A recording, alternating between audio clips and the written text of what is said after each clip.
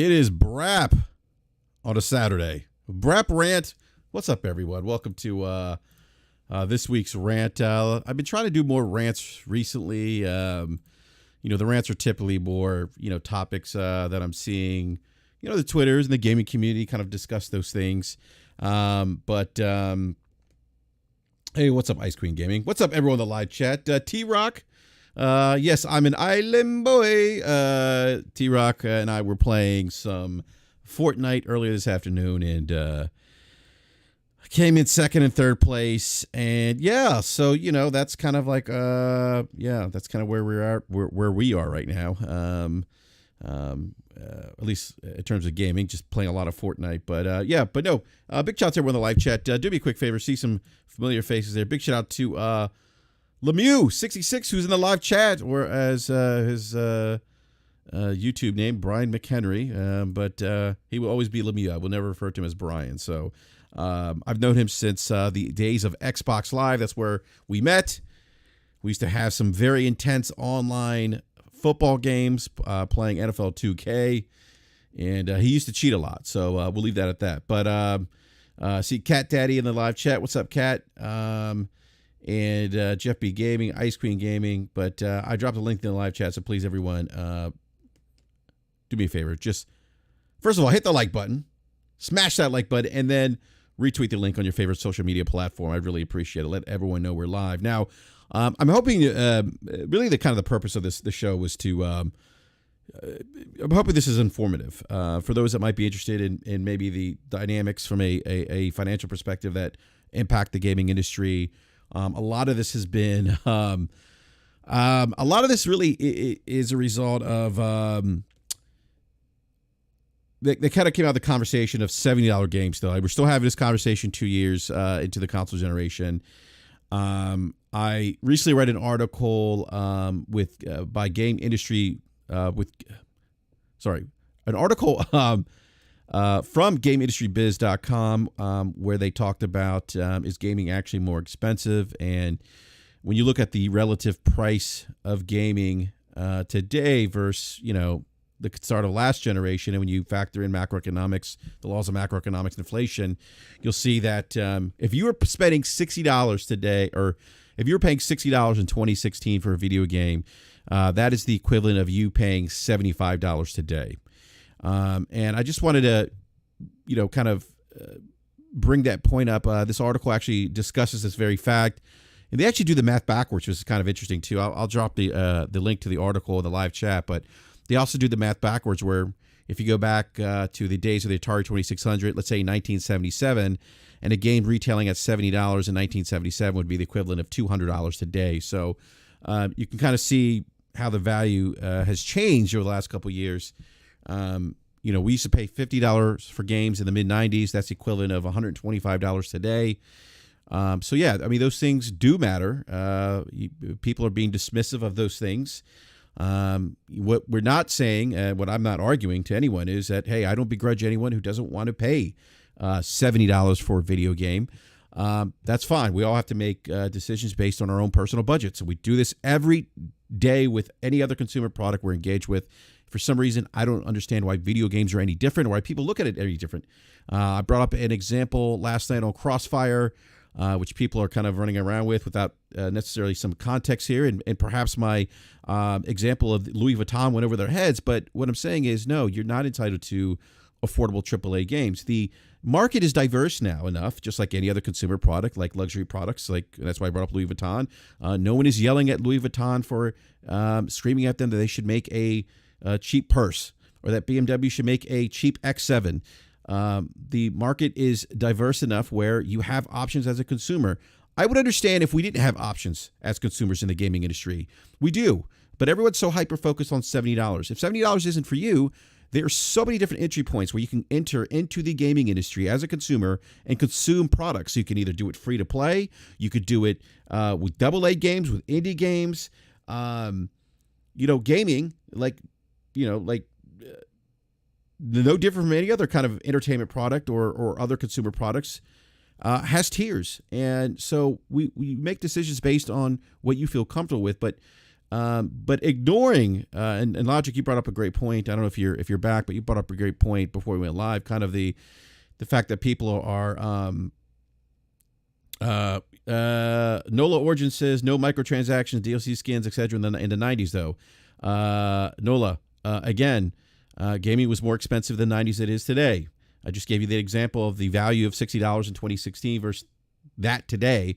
But also not every game has microtransactions and DLC skins. And you don't have to buy those microtransactions and DLC skins for games. Those are optional. A lot of those microtransactions, DLC skins are in free-to-play models. Yes, some of them are in retail, but not all games have that. And let's pull apart the fallacy that games in the 90s, games in the early 2000s did not have DLC. So the term DLC obviously is one that gets kind of peanut buttered around and used in lots of different ways to mean lots of different things. But let me just point out the example that when we talk about DLC in terms of expansions, expansions absolutely did exist. They simply couldn't be delivered digitally. And so games would come out, particularly games on PC, and then they would have secondary campaigns that would come out later that would be kind of what we think of as expandables today. That would be lesser in scope. It would take you less time to get through them, but they would absolutely be provided.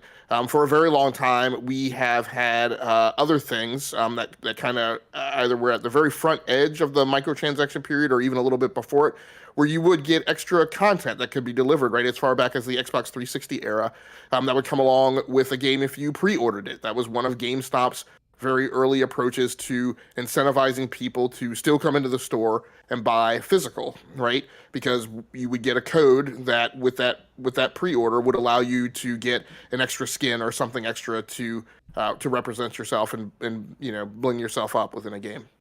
Yeah, and Ice Queen Gaming brings up a great point in live chat. She's like, hey, I don't have a lot of money to save, because she has other financial responsibilities, as we all do. She saves some money for games, but she's using PlayStation Premium to get games she's never played. And that's kind of an example of what I'm saying here. Like, we have so many options now. And kind of what's frustrating me is like no one celebrates that. Like we should be celebrating that fact in reality, because I grew up in the 80s, early 80s, playing video games. Atari 2600 was my first game console. We didn't have options. We didn't. We had. What was the option? PC or console? Right. Well, not even then. If you go further back, right, before the age of 3D accelerated games even really started on the PC, and before PCs even became an option where your I'll call it middle class consumer could really even afford to have one. To the extent of people going to get them who just wanted them for gaming, right? Even though the costs had come down, they were still kind of in that niche of the market where a lot of people wouldn't necessarily go buy one just to game, right? You would go get one if there were some other viable reason, and of course they're multifunctional devices, and we still use them to that way in this day. But what Brap's talking about is the old model used to just be. You could suck it up and go down to Toys R Us or Babbage's, Babbage's Software, etc. EB Games, KB Toys, right? Yeah. So I said Spiegel's the other day, and I think Alfonso, I can't remember what his full username is. Was able to empathize with that, right? But your one option was to go down and pay the typically MSRP that was kind of globally set around the industry to get in the door. Right into games, and then you would pay additional for games that like had some special sauce, like additional RAM right on the cartridge, or was of some size that the vendor had arbitrarily decided meant that game should be that they should charge more for that game than the kind of standard MSRP. Yeah. You guys remember Rumble packs on the N64s? I remember. Yeah, I do remember the Rumble packs. Those things weren't cheap, were they? No, they weren't cheap at all. Definitely not. Yeah, so just to talk back on the thing that you brought up with Ice Queen Gaming, right? It's not just an arbitrary, like there's other ways, right? There are specific economic dynamics that drive consumer behavior in times like markets that we are in or heading towards, right? Where we are, heading towards potentially a recessionary market, or where there are heavy recessionary factors, right, in the marketplace.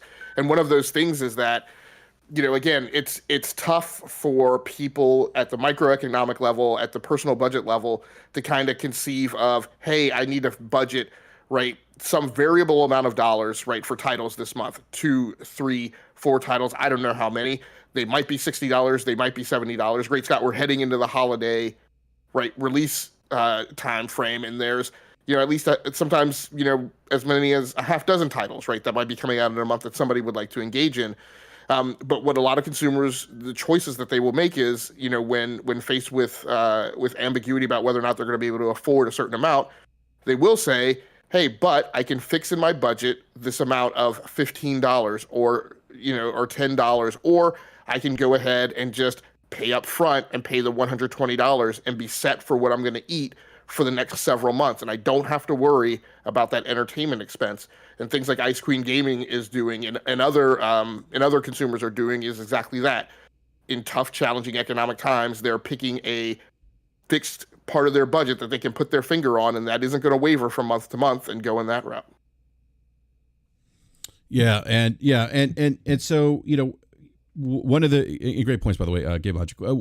But and I don't know if how much of the intro of the show you heard, but one of the reasons I wanted to have this conversation is I hope that some people get some additional insight into maybe the economics of the industry, maybe get a better understanding of when I bring up that example of macroeconomics, what that actually means. I think you guys get it, David and you, Game Logic. Some others don't. Some others want to argue that. But for those who don't know, so I met David probably more than maybe a little bit more than a year ago. I actually met you through Optimus Code. Optimus Code had a Spaces on, and your background professionally is you are a financial analyst. So you probably, I would imagine, went to school to study finance. And I forget how long you've been doing this for. You've been doing this for quite a few years, correct? The financial analysis stuff I've been doing for over 10, 12 years now. Okay. Gaming, I've been doing it for a lot longer than that. Gotcha. Okay. So when you say gaming, you mean like playing video games or doing like analysis work in the gaming industry? No. Playing video games. Gotcha. Okay. And I know, David, some people are going to say, well, he's not an analyst in the gaming industry, so he doesn't know what he's talking about. But could you maybe, because I know that's going to happen, but could you maybe kind of explain how your expertise is relative to this conversation? Yeah, so I've got experience working at a top 20 global company. And when companies get that big, like the major gaming companies do, or any company operating in the Western world, most of Asia, I think outside of just parts of the Middle East, they all have reports that they have to present if they're publicly traded on any stock markets. They've all got similar rules that they have to abide by when they write those reports. And the fundamentals or the basics of how to interpret those reports are exactly the same pretty much across all industries, all businesses. It's certain, and they're designed for that reason, so that you can compare. We can look at, you can have a look at the reports that are coming out about Apple, and you can have a look at the reports that are coming out about General Motors, and people who are trained analysts or are capable of reading financial statements, like myself and a heap of others that have put in the effort and the work to study it. We know exactly what we're looking at when we read them. It's like, you go to get your blood test done and they send it off to the pathologist. Most people have no idea what all those little letters and numbers mean, but the pathologist knows straight away what's in your blood. Yeah. So it's fair enough if people want to criticize, claim that I don't know what I'm looking at, or that they're basically saying the same for a lot of other people in my situation. They just need to be mindful that personally invested a lot of time and money into learning how to do this, and this is my career. I do this as a profession. It's what pays my bills, is analysing financial statements and preparing financial reports, and I do it to a degree that a lot of people's heads would spin off their shoulders if they knew what I do on a day-to-day basis with constructing these sort of things. So if they want to have I shouldn't say disagreement, if they want to have a discussion about a difference of point of opinion, that's fine. I don't have an issue there. That robust discussions encouraged. But if people want to say, no, he doesn't know what he's talking about, he's a fraud, like a lot of people have recently, he's full of shit, he doesn't know what's going on, well, they're the ones that are looking like idiots. And I have pointed out to a few people just how silly they look with some of the comments they're making. Yeah, and actually, Rodimus in the live chat says, "Oh, I remember that Spaces with Code. A CFO from a hospital shot him down on the sustainability of Game Pass." I actually do remember that, Rodimus. I don't think that's how that went down. I think the context for the CFO is that, hey, Microsoft's ran a model where they think they could see this thing being profitable, and I think that's what he was saying. I don't know if you remember that conversation, David. Yeah, and that's. I remember that Spaces vividly. Is that was, and I owe a lot to Optimus for facilitating that chat. During that Spaces, at the back end of it, another the individual who's a CFO of a major hospital in America jumped on and stress tested some of my theories, which is encouraged. We always like to have our work peer reviewed to a degree. He jumped on, stress tested a heap of my assumptions and my process of calculation, and was comfortable with what I'd said. But the whole point of that Spaces wasn't to say that Game Pass is no good. It's got some validity as a business model. What I was pointing out at the time was that it's not sustainable as it was at that point, and what it needed to be sustainable. And that was nearly 2 years ago. And unfortunately, Microsoft Xbox's management has done nothing to move towards that sustainability point. If anything, it's people say, "Oh, is a Sony fanboy or what?" I really don't care. Like you said before, play your games where you enjoy playing your games to what makes sense for you. I just happen to not have ever been given a reason to get an Xbox because I don't like first-person shooters or play first-person shooters much at all. And outside of that, I can get my gaming desires satisfied on a PlayStation, and I've been there since day one when PlayStation started. So I'm sort of in that ecosystem with the cost of shifting out of that ecosystem is probably what prohibits me. But having said that, Microsoft and Xbox have got a huge opportunity right now to pivot and fix those issues that have made Game Pass an unsustainable business. And they just seem constantly driving the opposite way to where they should be. The Activision deal is going to cause them no end of headaches until it gets through. And then based on what they're currently looking at doing, if they dump everything new in the Game Pass and restrict where they sell the major titles and have it only for, let's call it Microsoft gaming, so it'll be on Xbox, Game Pass on Xbox and PC, and maybe they'll sell it on Steam. I mean, they could potentially take an $9 billion revenue stream and crater it into a $4 billion revenue stream, and the costs won't evaporate with it, and they've just gained themselves like a $4 billion a year or $5 billion a year loss-making venture. So then they've got to back fund that from somewhere else within Microsoft to fund that operating cash flow point. Which I think what Game Logic you've talked about quite a bit. I think them doing, right, kind of being that loss leader, and then having the financial resources to do this. Yeah, and this ties back into. This ties back into 2 points. One, I can tell that from looking at the financial statements that they produce every quarter, particularly if I'm looking through the cash flow statements and whatnot. And everyone says, "Oh, but Xbox doesn't report their specific line." Well, it's not difficult. If you know what revenue they're making and you can make assumptions about their expenditure points quite easily, you can see that Xbox is making losses before they get Activision on board. But then that also ties back into sustainability of how much people will pay for their games. if they say, right, everything from Activision once it gets on board with Xbox is going into Game Pass, that's it, that's all there is to it, and they still offer those stupid $1 deals. Is that value for money? Is that good for the consumer?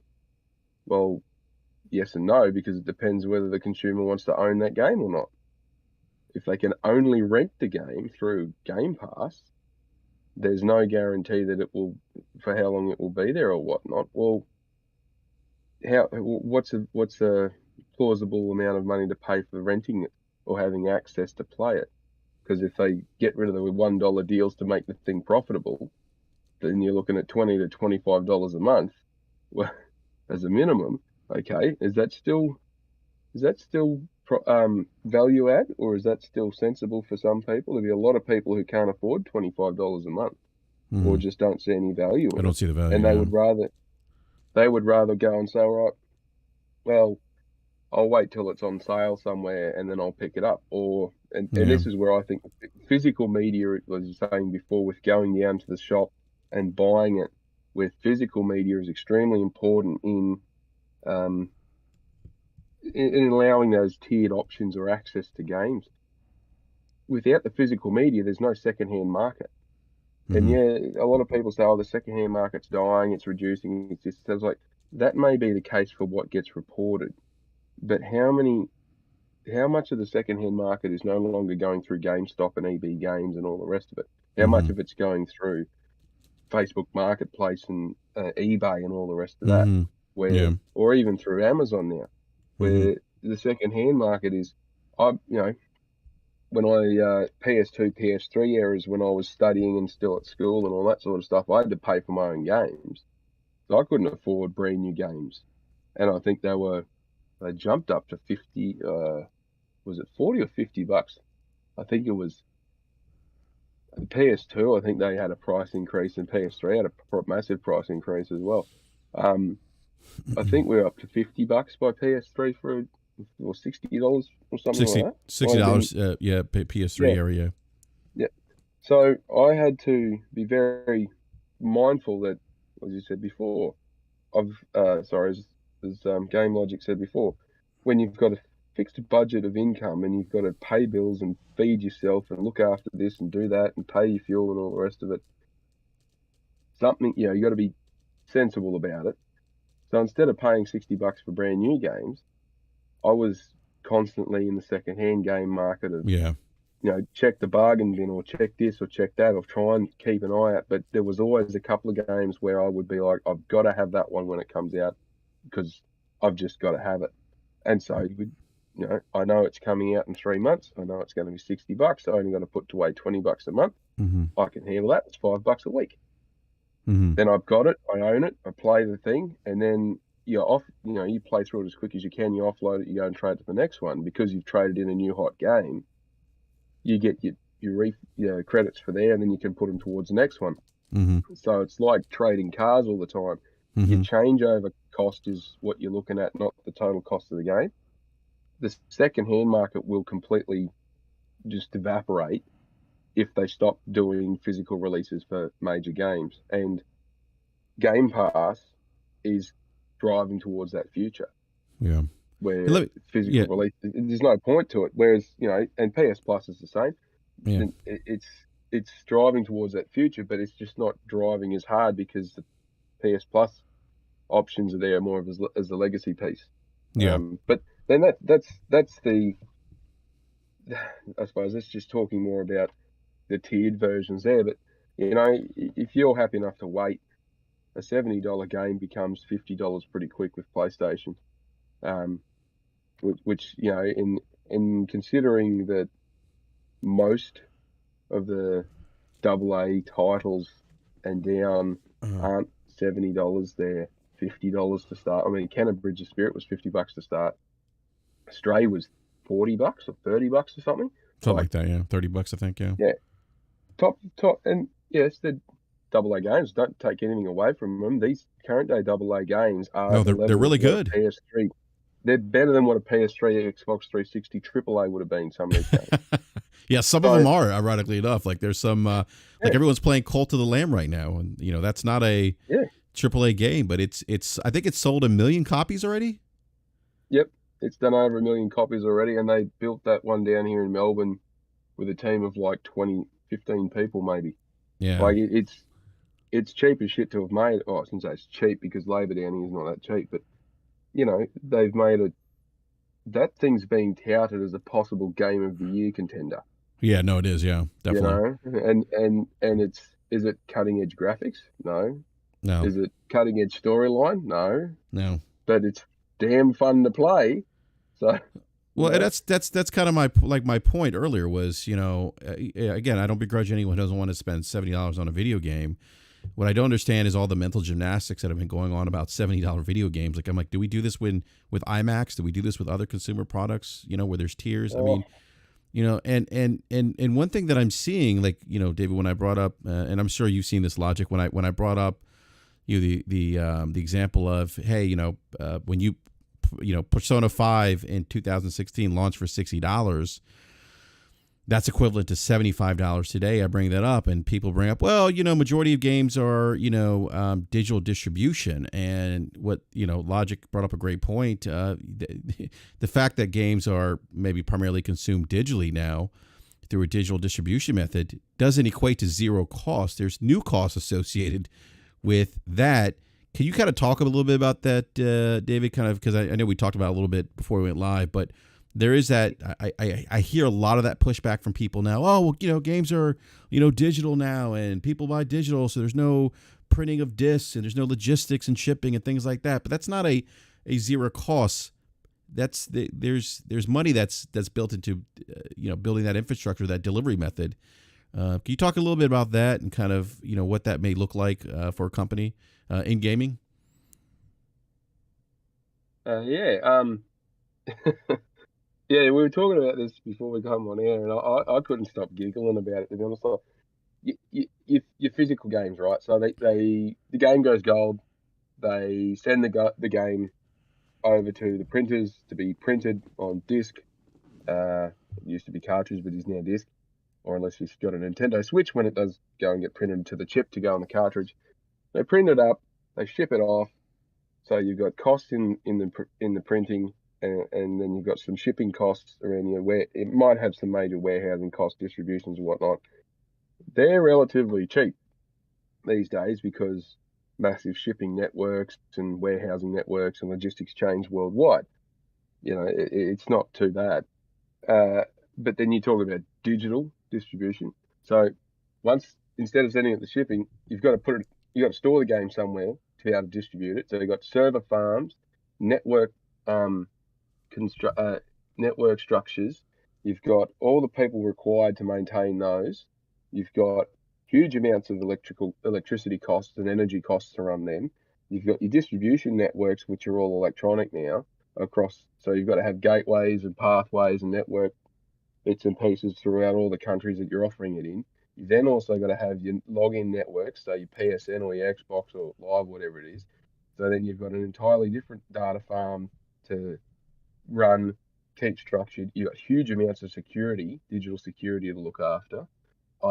You run through all that stuff, and then the manpower to maintain it, run it, engage it. Like it's yeah. If you're talking about going digital distribution has no additional cost compared to physical, no, because the company that's selling the game to you cops all that. When it's physical, they sell it at the point where GameStop buys the game off PlayStation, for example. PlayStation's costs stop the second that they sell it to GameStop, and GameStop's the one that's got to pay the shipping costs to get it out of the distribution centers from the manufacturer. So it's a massive increase in costs when you talk about digital distribution. And it doesn't mean that it's any more or less greener or climate friendly to do so as well, when you consider how much energy these server farms chew up. So, yeah, to sit there and go, oh, they don't have to print it, therefore it's cheaper. I mean, printing a disc these days is tenths of a cent to run off a couple of million. When you run off a couple of million discs, the per disc cost to print it is you couldn't even measure it. think they have to measure it in thousands of discs just to be able to put a meaningful dollar amount next to it. Chuck it on a truck and ship it, put it on a ship or a plane and move it around the world. You can get a lap of the world done with a CD in less than 48 hours if you really wanted to, for maybe $30. Mm-hmm. So when you're talking about doing shipping containers full of those things and moving them across countries, you can get a shipping container sent from China down to Australia full of whatever you like, for less than $5,000. 40-foot shipping container, 20, 30, 40 tons worth of whatever you like. 2.5 years ago, that used to be $500. So there's, there's an inflationary point there just in the shipping cost. Whereas, digital, compare that to digital distribution, the uplift in labor alone just to run a server farm is more than $4,500 over the last 2 years on one individual. So yeah. Hey, Gabe Logic, do you have any maybe additional commentary on that, just given your expertise? Yeah, I think the way that I look at it is, just to go back to the arguments you mentioned, right? A lot of people make this assumption that, oh, well, because they don't have to ship and they don't have to print, that it's therefore cheaper, right? But David just walked through a lot of replacement costs, right, that have taken the place of those expenses. And I can run a tally and an estimate on what, cloud storage, security, data transfer, cutting across CDN, peering connections, et cetera, what that cost model looks like. But I'm not a logistics expert, right? I never worked for UPS or FedEx, so I can't sit here and tell you that the logistics were cheaper or more expensive, right? But the difference in making the argument is I don't try to, and if I were going to make an assumption about it, I would make an assumption. But a lot of people, it seems, who are less knowledgeable or unknowledgeable about either one of those cost models, right, will make statements and insist and make affirmative assertions that absolutely that those things are unquestionable. Like, if that's the world you live in and the type of reasoning that you apply, then just we shouldn't be having an argument because you're not rational or reasonable and can't be reasoned with and can't be talked to. So I don't know why we keep going back and forth about it. One of the things, that I'm sorry. Just go ahead, Brap. Just hold on a second. I gotta grab something. Oh yeah, Sorry. no. When Logic comes back, we'll let him finish his thought. But David, one of the things, again, I remember I gave you my example of a $60 game costing $60 game in 2016, costing equal to $75. Can you kind of explain that? Because maybe I'm not explaining that well. But that's. Can you kind of talk a little bit about that? How the impact of inflation to the dollar, the value of the dollar? I can try. Look, in a bit of background for anybody who has never studied finance or economics or accounting or any kind of. Because real quick, you understand what I'm saying. Like I know you do. It's a rhetorical question, but when I'm telling people, hey, the $60 you spent in 2016 is equal to you spending $75 today.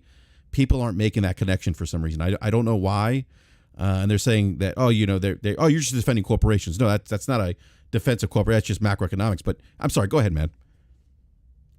Yeah, no, it's all good. So inflation, the basic idea of inflation, is that the purchasing power of money decreases over time. And so there's an inverse or direct opposite relation there where what your dollar is worth now is worth less tomorrow. It's been that way. This isn't something new. It's been that way ever since currency's been a thing in the world. Okay, can you repeat that again? The value of your dollar is worth less today than it is tomorrow. I think that's what you said, right? Yeah, the value of your dollar is worth less tomorrow than it is today. Yes. Okay. So, and it's where it's the piece that underpins. That's the core underpinning of interest rates is it's tied to inflation points. So if you want to, if you're borrowing money to buy a house and your interest rates go up and down and up and down and up and down across the period of that loan, the reason your interest rates are going up and down is to do with the inflation of how much that money is actually worth at that point in time to the bank or whoever's lent it to you. So, as as time marches on, everybody's looking for, well, we want more. I want more money. I need more money. I want better returns. It's all about the growth of, financial impact. So then, in 2 years, say today is today, and in 2 years' time, what's a dollar worth in 2 years' time compared to what it would be today? And the difference between the two, that's your inflation percentage or your inflation amount. Now, when any time anybody talks about an inflation rate, that is, how much the value of the dollar's decreased over a certain defined period of time. So rates can move, obviously, because they're a measure, they're a percentage measure of movement or whatnot. So what a lot of countries do is they have a predetermined, they call it an consumer price index or your CPI, and they basically go out and test how much does it cost to buy, or I don't even know what they are. It's like 2,500 different items within a standard sort of economy, right? So they go out, get all the pricing for that across all the different segments, put it all together and come up with what's the average movement up or down. So, 3 years ago, I think inflation rates, and I'll use America as an example, inflation rates in America 3 years ago were like 0 point something percent. And in the last 6 months, I think inflation rates pretty close to 8 or 9% in America. Yeah, it's about 9% in the U.S. Most of that inflation has been driven by really by gas, the rising cost of gas prices. And by the way, if you really want to see increase in pricing, do the math on gas. Like I use this example. I think gas in 1989 or 90 or something was like 90 cents a gallon. That's equivalent to like $2.35 roughly today. But gas is more than $2.35 in the U.S. on average. I think the average price of regular gas, this is regular gas, by the way, is about $3.85. So now I know someone's going to chime in about the production of gas, blah, blah, blah. But go ahead, David. I was just going to say that's probably a great example of a fluctuating market, but and it also is a great example of why it's such a complex thing for people to just go, it was 60. If it was $60 back then, it's $75 today. Well, it should be cheaper because blah blah blah blah. Well, and fuel prices or gas is a great example as to how complex that actually is. Not only has it got production costs, but there's also it's depending whether there's a finite resource behind it or not, whether there's actual desire to increase or decrease the supply, there's an increase or decrease in the demand for it, the consumption of it. Like, there's multiple different moving parts here to try and work out, whether it's a good thing or a bad thing or indifferent. High inflation is bad. Low inflation is bad. There's a beautiful window right in the middle that's good, but that differs from country to country, from individual to individual, what's good or what's bad. Well, let me ask. Yeah, go ahead, man. I was gonna finish off just the explanation with understanding inflation, though, is it's primarily driven or impacted by changes in commodities, and I don't even know what the best way to explain it is. It's not everyday items, but things that get used all the time. So foods, grains, metals, fuels, energy, utilities, commodities. Yeah, so it's not just restricted to tradable commodities. That's what I'm looking for. Sorry. It's not just tradable commodities like You can trade iron ore, you can trade grain. It's consumer commodities as well, so it's quite a broad impact there. And a lot of it has to do with you can improve production, you can improve supply, you can increase all that sort of stuff, and it'll decrease the cost to the consumer.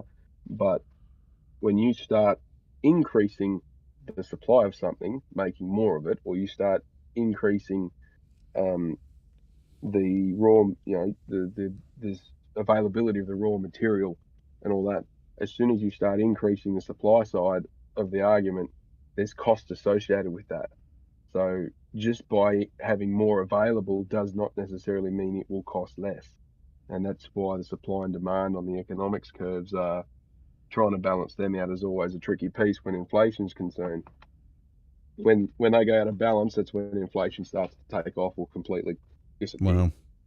So let me ask you a question, David. So then how, and again, I want to tie this back into gaming because one, because I'm interested in learning how and understanding how this impacts decisions that we see. Like, because I think a lot of people are asking, well, why are games going up?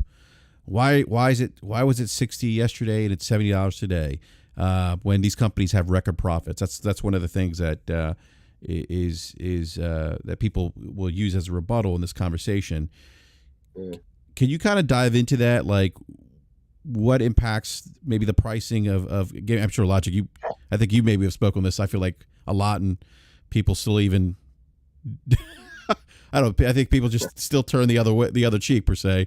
But can you kind of talk a little bit about that, David? Like how, why, there was an increase in pricing from 60 to 70 with the motivations behind it. Is it just solely greed? Is it, should games have been increased because of record profitability? Like, can you talk about that a little bit? We'll kind of dive deeper into that. Because again, that's kind of something I'm seeing or reading quite a bit from people. They're like, well, just hopefully maybe we can get a better understanding of, what drives the financial decisions that companies make. It's yes. The short answer is yes, I can, and I'll do my best to try and cover the broader points. Yeah. So if you look at some of the major players within the gaming space, and not just the console manufacturers and platform owners, like Embracer Group's been on an absolute tear away, buying. Everyone seems to think that they're buying everything left, right, and center. But when you look at the value and how much they're actually spending and how much they borrowed to do it, it's Embracer Group's running their show like a hedge fund or an investment portfolio. And they're still in the collection phase of getting everything that they need or want to have in that portfolio. It's like going out and starting up your own fund and just strategically buying up different shares and different stocks and bonds and all that sort of stuff to generate different cash flows and capital growth and all that sort of stuff. So Embracer Group's being run in that manner, which is completely different to what Xbox is doing. They're trying Xbox is trying really, really hard to pivot away from a traditional model and go to a more I shouldn't say experimental model. It's a proven point. Xbox are trying to make their gaming division work like their business division. So their 365 subscription with their Azure backend and all the rest of it. Yeah, and have a look through Microsoft's financials and look through their plans and their strategies.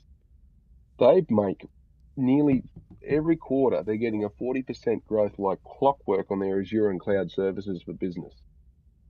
40% year-on-year growth every quarter. Wow. For nearly the last 3 years. I didn't know that. Is making money. Huge so money. Azure is pretty Microsoft money then. That is what is Azure and their business cloud services is what is making Microsoft a $2 trillion company. Which is what I think what Game Logic has argued in the past is that's kind of why Game Pass makes sense for Microsoft, because it feeds the Azure beast, if you will. It does. It's another service on their platform, on that Azure platform. But go ahead, man. I'm sorry. No, you're right. So it does, and Game Pass feeds into that.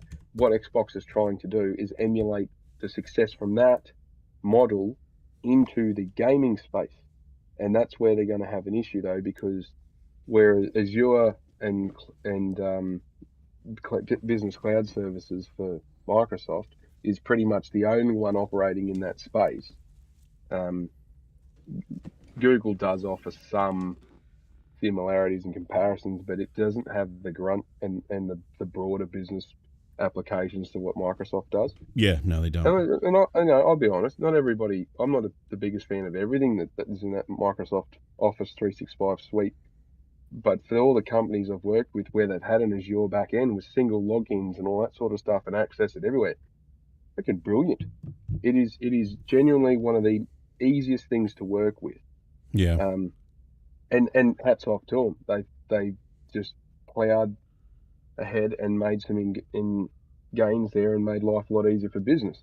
That is important. But remember, businesses will invest money where they will see an increase in productivity or a return on investment. Consumers don't care. They couldn't give two rats' asses about it. So what Xbox's challenge is how do we emulate something that works great where people are prepared to pay it because they're the only one that's offering that service effectively to that level of productivity and impact to make life easier for a business.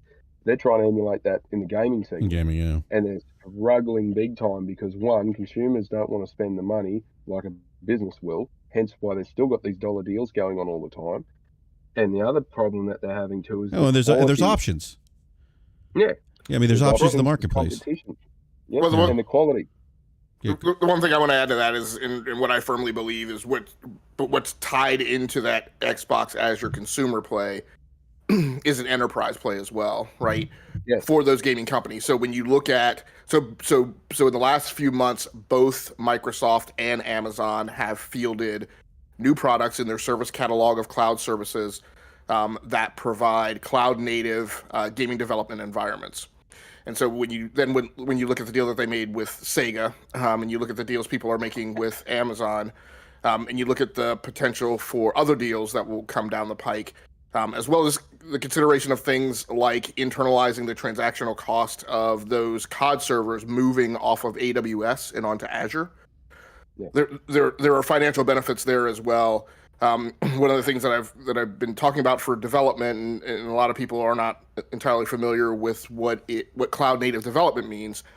But every time I promote code, right, promote a build to a new environment in the old on-prem model, there's a fixed cost of labor, right, with that. And in some cases, when then those fabrics are not contiguous, right, where the manner in which code needs to move means that it moves then out of my environment where I have control of tools and security, et cetera, such as when you build something locally on-prem and then push it to where it has to run as an executable in the cloud, right? There's a cost associated with that, and the really big thing is that there's the potential for defect arrival, right, as you transition across those environments. And so when you move to a cloud native model, right, you're now building a thing in AWS, building a thing in Azure, and the cost associated with then promoting it to the next environment is reduced. The amount of testing that is associated with moving it to the next environment is reduced. The amount of tooling and environmental configurations and where the developer's IDEs and that configuration management cost that goes along with that, all of that starts to get reduced and is much more effective. And in particular, will allow things like a smaller developer, right, to develop without enduring the burden of setting up their own environments on-prem.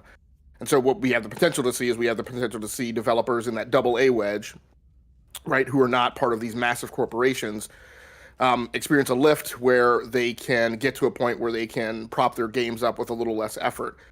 And then that goes double for games that run in live service environments, right, or games that have a heavy digital distribution in terms of patching and assets and delivery, et cetera.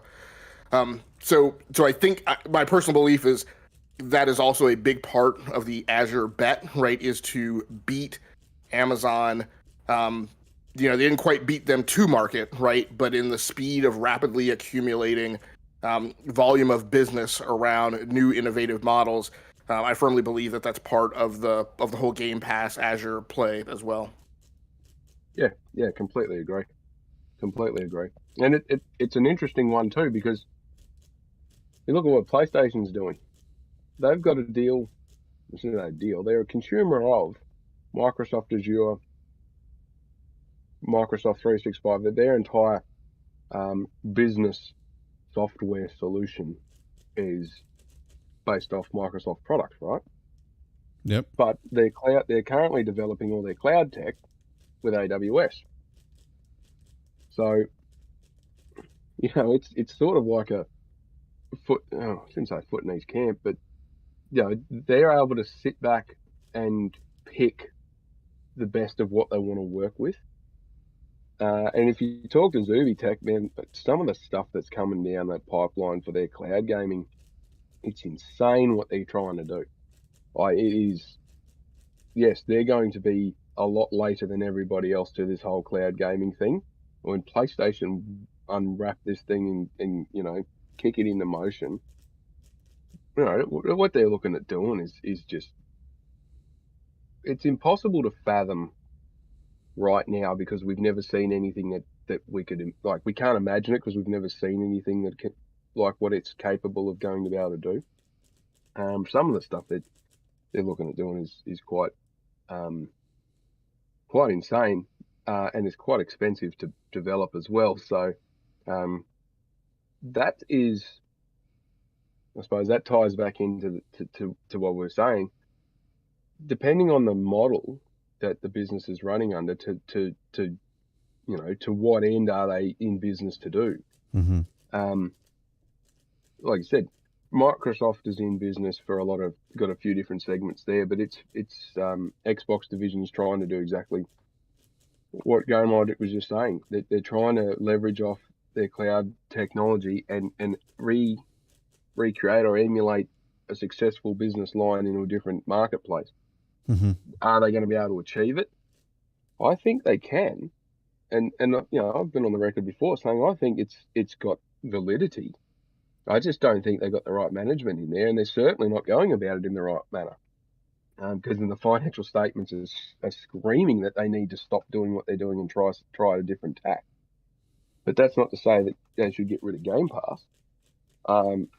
But to make it profitable, they're going to have to pivot really hard, almost do a complete, turn about face to try something different. But then, move on to the next. As an example, look at what PlayStation's doing. PlayStation are absolutely going after it from a quality perspective, and their Sony's entire business model is home entertainment and personal consumer electronics. So they are first and foremost a hardware manufacturer, and then, well, I should say first and foremost, their two main points are hardware manufacturing and entertainment production. So, you look at, they do movies, music, anime, gaming, all these things that tie into each other, and they've said in their mid-range plan a few times now, we're going to invest in crossover, we're going to try and leverage IP, we're going to bring everything together, and we're not going to work as silos anymore. We're going to try and cross everything over and Mm-hmm. get into some new market areas. Mm. And everyone goes, that's just, they're just greedy. They're trying to make more money. Like, do you guys have any idea how much it costs to do that sort of stuff? We haven't even seen The Last of Us TV show yet. That thing's cost tens of millions of dollars to make. Money's got to come from somewhere. Sony doesn't borrow money. It can if it wanted to, but it doesn't. Interesting. I didn't know that. It doesn't need to. I didn't know they didn't borrow money. No. Hmm. Well, Sony doesn't need to. They internally fund everything that they do at the moment. And Microsoft is the same. They don't make that much money. They can internally fund whatever they like to a degree. Embrace the Group, totally different. They are borrowing money like crazy. They are issuing new shares to raise capital to fund their acquisitions. Activision, I think Activision is funding internally. Same with Ubisoft. though Ubisoft is trying to attract more investment from its current investors. But that's the problem with this mergers and acquisitions market that we're in at the moment. The it's a seller's market because there's big companies out there that are wanting to buy. So people are more inclined to go, well, I don't want to be invested in. I want someone to buy me out, and then you guys can worry about it later. So the Saudi prince or the investment arm of one of the Middle Eastern countries has bought a stake in Ubisoft and bought a stake in a couple of different gaming companies. They're hedging their bets to try and be bought out at a premium. David, I'm sorry, I don't mean to interrupt you. I gotta ask you this question because I saw you answer this on Twitter. People are running around saying Sony's over $180 billion of debt. Now, there's more to that than just saying Sony's. There's more than just saying that $180 billion debt. There's a little bit more to that than just saying it, right? Like I think you broke that down. Yeah. Can you kind of explain that? I want to make sure that no one's taking that there are any false narratives being creative out of commentary like that. Oh yeah. First and foremost, if you do a Google search and Yahoo Finance or Y Charts is the first thing that pops up, don't click on it. That thing is constantly full of errors. Anytime it has to translate from a different countries' finance, stock markets, or anything like that. If it's not in the US, don't click on it. So the 180 billion is their total liabilities for Sony, and that includes long-term debt, short-term debt, provisions, unearned revenue. It's taxes, deferred tax assets. Is heaps of stuff involved in that, and a lot of what ends up in your liabilities on your balance sheet or your statement of financial position, some of that stuff that's an estimate for what we may have to pay in the future based on right now. Nearly half of that might not ever fall due. It's they then to turn around and say, oh, that's how much money they owe us. That's how much they would have owed at that point in time, but that doesn't mean that they have that much borrowed money.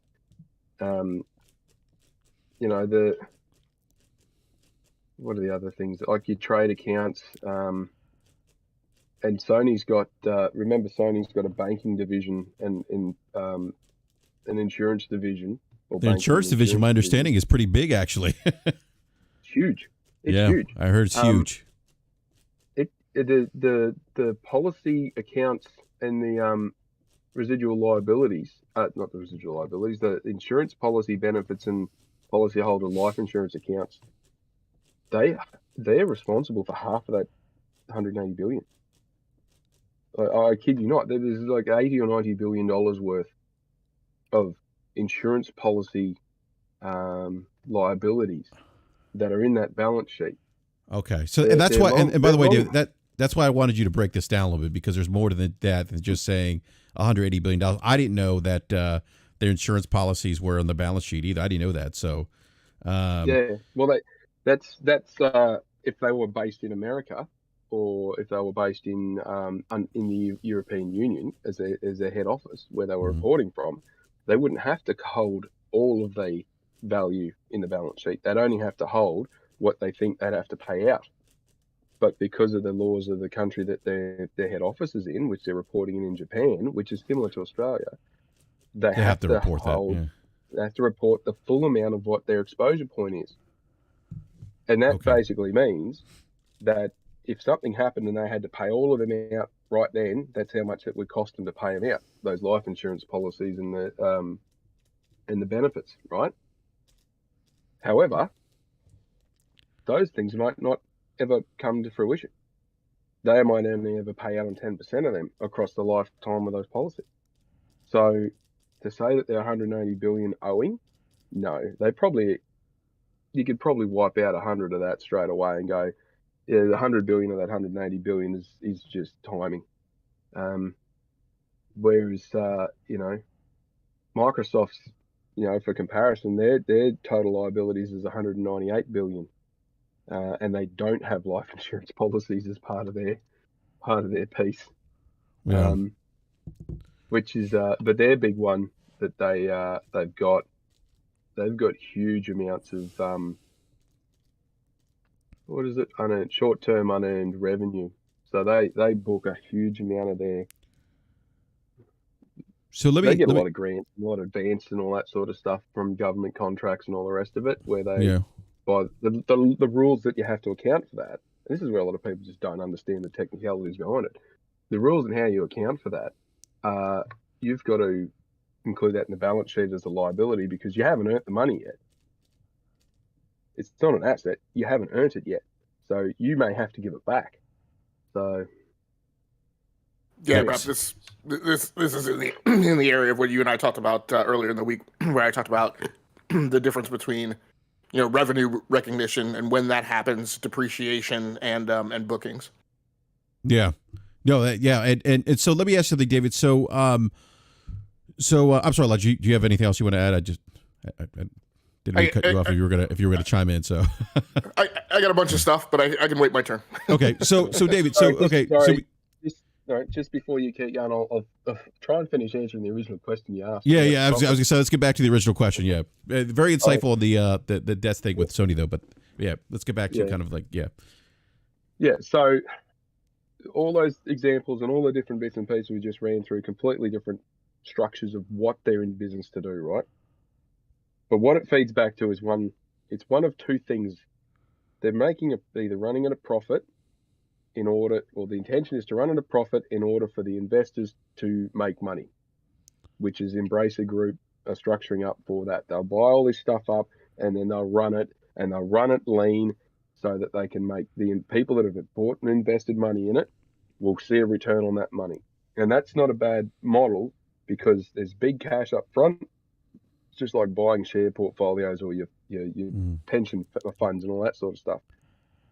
You put the money in, you leave it sit, it operates, runs and runs and runs, and then in 10, 15, 20 years' time, you've got all this cash flow that's generated from the profits that are being made.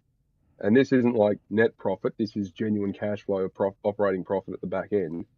So then they collect their money and then you cash out of it at the end and you get your capital gain or your more money, because when you sell it later, you want to be selling it for more than what you bought it for, but you also need to be selling it for more than what you bought it for adjusted for inflation. And this is where it ties back into the inflation piece, especially with Embracer Group. If they paid, the investors put $1 million in now, and over 20 years' time, the average inflation is 30-something%, they will want to see them selling it for $1.3, $1.4 million, whatever their share was. Hey, David, but they will have made money as they go through. Yeah, I'm sorry. I don't mean to interrupt here, but I'm listening to you talk about the investment of money up front and then having to adjust for inflation. Is this because I guess the question that I'm curious, and I think probably a lot of gamers are curious, is this, maybe this isn't why, but is this why games went from $60 to $70? I say games, AAA games went from $60 last generation to $70 this generation? One of the key reasons is because of the inflationary impact on inputs. Yes. Okay. So the cost of money of getting funding, and it applies to all of them. But Sony's another example of that, where people's wages are going up, the cost of materials have gone up, the technology impacts have gone up, the cost of modernizing and running server banks and energy and all these things have gone up. So they've got to pay for them somehow. For people to say, oh, they should be able to pay for them out of their profits. Well, no, because the profits are what these companies are using to reinvest into developing new games, into developing new technologies. As I said, Sony doesn't borrow. Sony's not debt funded to do what they're doing. They're doing all that from the generation of revenue that they're generating. Xbox is doing it totally different. They're getting all their funding to do what they're doing from other business lines, which are just printing money hand over fist. Embracer Group is, as I was just saying, they're getting all their money from borrowing from lines of credit and from investment through their shareholders, but they're still in their setup phase. Xbox is still in its Game Pass setup phase. So they're long leads. The repayment point is over decades. Embracer Group's going to be fine because they've got cash flow generating straight away. Game Pass is going to struggle until they become cash flow positive because they're just no one's buying games over there. And I don't mean that in a literal sense, like not a single person buys a game. I mean, there's no volume of game purchases coming out of Xbox. Where you look at PlayStation, Steam, and a few other ones, the volume aspect of purchases is still there. So they're still generating a really good turnover. Now, PlayStation's, yes, they make massive revenue, but they run a profit margin of about 8 to 10%. And out of that profit margin from that, they've still got a heap of investing that they need to do off the P&L. So it's in the balance sheet. So let me ask you a question. I'm sorry, I didn't mean to interrupt, but as you're speaking, more questions are coming to mind based on things that people have said. So you're saying that their profit rate is 8 to 10%, but then they're taking some of that 8-10% profit and they're reinvesting into other things.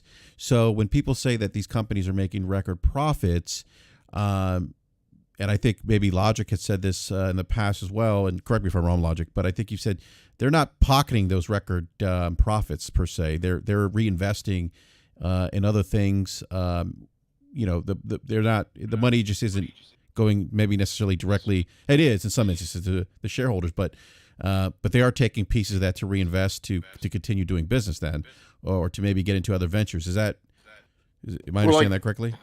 Yeah, I mean, like David said, right, and he made the reference to Yahoo and maybe some other places that people reach for, and I don't not reach for those resources, but I also color and flavor those resources with my own background and experience. So one of the things is, people keep reaching for this record revenue and record profits, and one of the things that I keep commenting, particularly about how some of the kind of big YouTube channels who fan this diatribe is they completely remove the notion of cost of goods sold out of the equation. Right. And not only cost of goods sold, right, but the notion that one of the key indicators that you look at for the financial health of a corporation and of an industry is how much does a dollar of revenue generate for you in terms of dollars of profit, right, as a percentage or a ratio.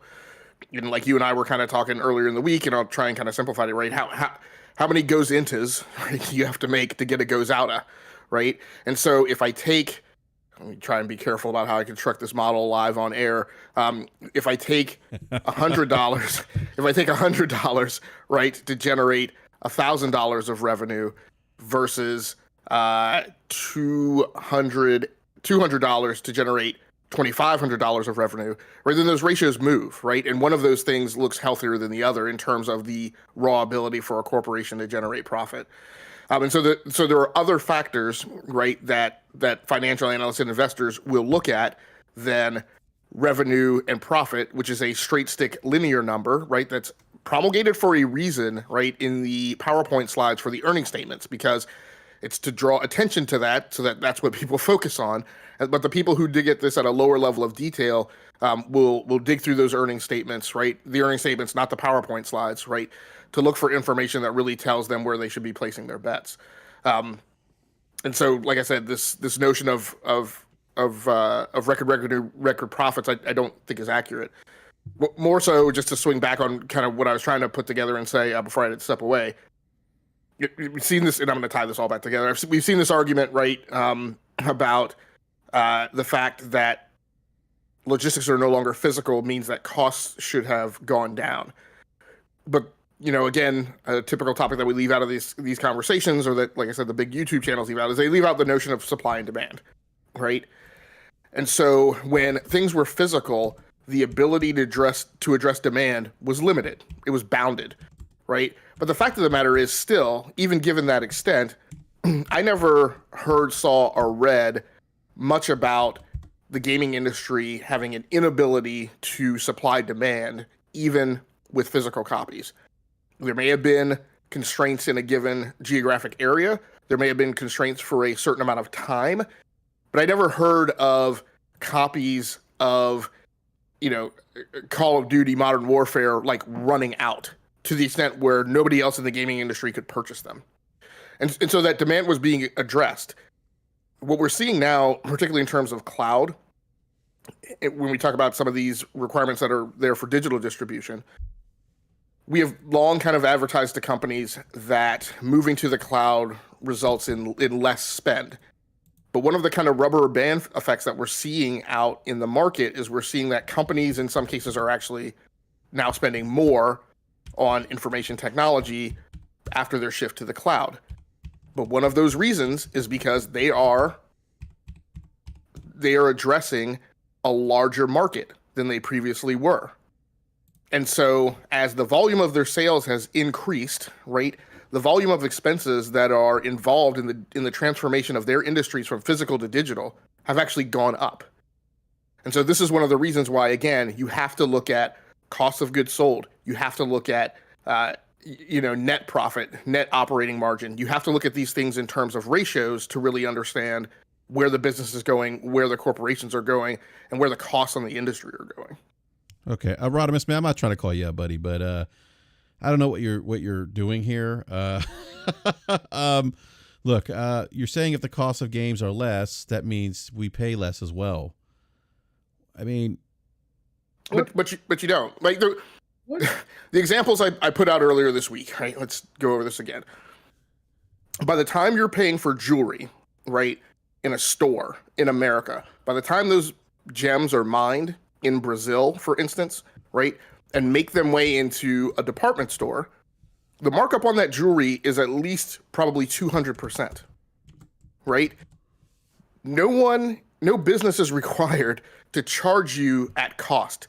No business is required to keep their margins the same as has been dictated by a historical model. When demand goes up, the simple basic law of economics that the bargaining power slides in the direction of the supplier. It's the same thing as when you buy a house, right? When the units of housing are limited on the market, when there are other factors. We just went through this. Right. I mean, I don't know about the rest of the country, but you know, where you and I live, I mean, that's the area we live in. Right. There's more home buyer than there are houses. Right. And including impacts of limited duration, right? The first time I went out to buy a house, the tax credit was at play, right? It made for an incredibly contentious housing market, right? There was no additional supply, right? But there was a financial and economic dynamic on the market, right, that made it more contentious. Again, these companies aren't required to maintain their margins, and we keep doing this exercise of the cost isn't justified. The cost should be let me back up. The price isn't justified. The price should be lower. But again, I go back to there's a very huge difference between cost and price. And people keep trying to equate the two. Price is the thing that you get to decide whether or not you're going to pay or not, right? The cost are the things that the supplier absorbs, and they aren't really things that you can argue about, right? Number one, primarily because you don't know, but two, also because the cost is what the cost is, right? And so when you're saying the cost, you're talking about, and this stance, like cost to develop a video game, cost of labor. And David, let me ask you, like, do you have like, go ahead, Game Logic. Oh no, that wasn't me. Sorry. Oh, no, I was gonna ask David. So David, like, with the cost of doing business per se, like, has that factored into kind of why we've gone from 60 to 70, as well as you mentioned to kind of maintain the pace of inflation as well? That's part of factoring into that price from 60 to 70, but also the cost of creating those games has gone up. Then, correct? Well, yeah. I mean, to go games cost less. Okay, if we're talking about AAA games, we got to be talking about AAA games here if we're talking about the $70 mark, right? Yeah, we're talking about AAA games. Yep. And Game Logic, exactly correct. There's direct costs involved. Everyone ignores the cost of goods. It drives me up the wall. I would then say, who's paying for everything else? If they're talking about games cost less to make, well, what's costing them less? Labor is costing more. The technology is costing them more. Energy is costing more. The contractors obviously are costing them more. There's more people required to make these bigger games because they're more labor intensive. There's actors, mocap, There's all this other stuff that goes into it. The quality testing, because they're doing more of that. So on and so forth and so on and so forth. Occupancy costs, on cost depending on where they are. They've got certain labour costs that are required, so like payroll tax and workers' compensation, all of that stuff is increasing. So where are they costing less to make? They're not. Where the companies are trying to find value for the company itself is to develop tools and processes and pipelines to enable the same game to be made faster, to the same level of quality or better, just make them faster, which means you can, instead of taking 5 years to make The Last of Us, it takes 3 years to make The Last of Us, whatever the next one is, right? By shaving the time frame back, that's where you add value. Doesn't necessarily mean that the cost inputs are less. It's just that you're not having to cover them for the same period of time. Days Gone is a great example. That thing took 8 years to get to market, and then it took them another 18 months to get it up to standard. So it cost them, I think I worked it out once, it cost them like $240 or $250 million to get that thing to what it is currently now across all that time period. And then for the amount of copies that it had sold, I think it was January this year, we worked it out, it must have gone break even in the last 18 months. 18 months ago, sorry. So that's a lot of money to have tied up into a game, but then get your return on it. That money, it costs you, to have that kind of investment costs you time, money.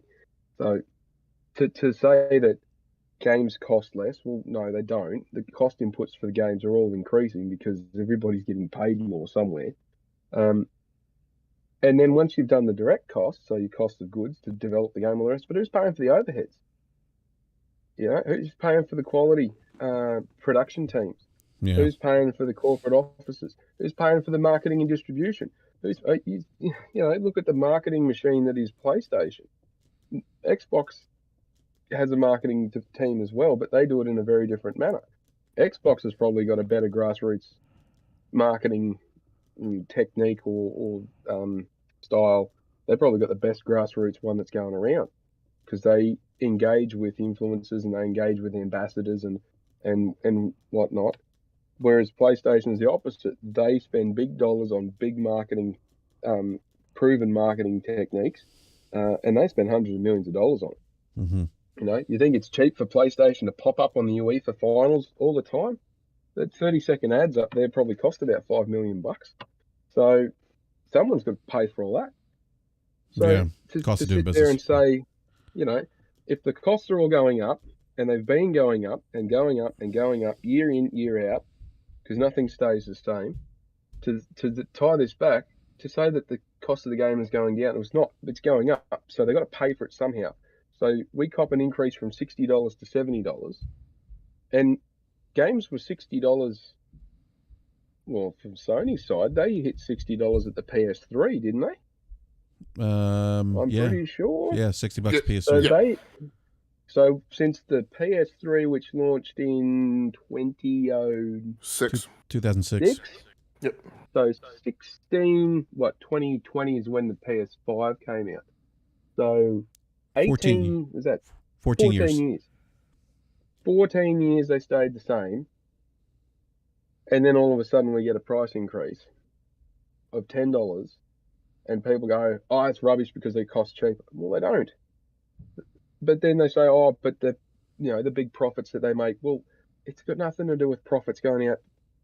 If you can't produce profits comparable or competitive profits, returns to investors, they will take their money elsewhere. And then you've got no money to do anything. If you reinvest, if your purpose of generating profits is to reinvest, which it has been with PlayStation for, oh, God knows how long now, they need to do well out of this game to be able to make the next game. And they have been doing that on a studio by studio basis, which is why they've never gone gangbusters and bought heaps of studios, because they can't afford to have studios not make hits. They need to have studios be self-sufficient.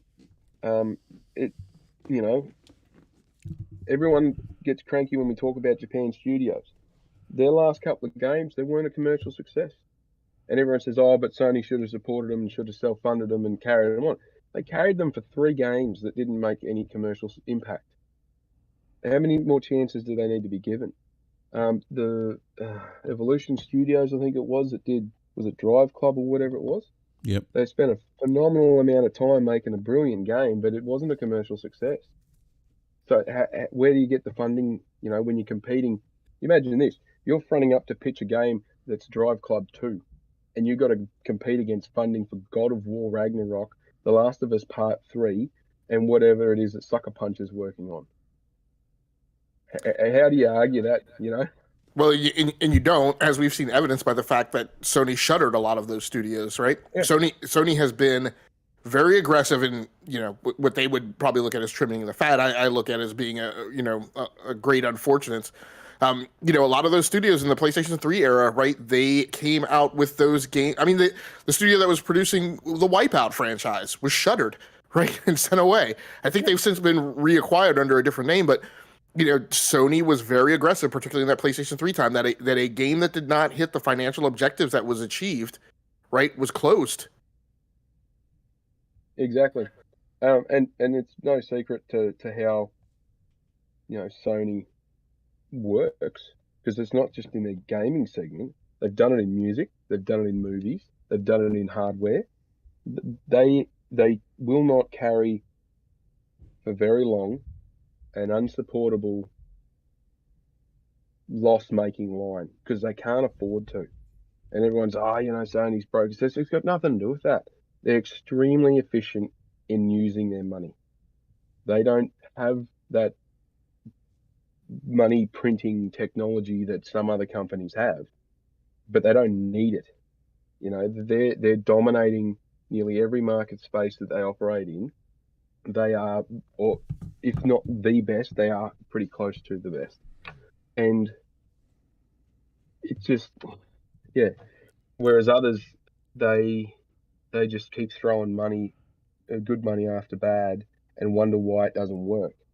And I don't like picking on it, because it really upsets me. And as I said, I'm not an Xbox player, but it really upsets me how the lack of respect that gets shown to Halo at the moment from Microsoft as a whole, but specifically from the Xbox leadership.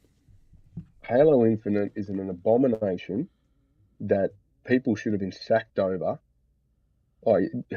My personal point is Phil Spencer, Matt Booty, Greenberg, Bond, all of those people, they should have been sacked for what happened with that thing, because the ultimate responsibility lands with them.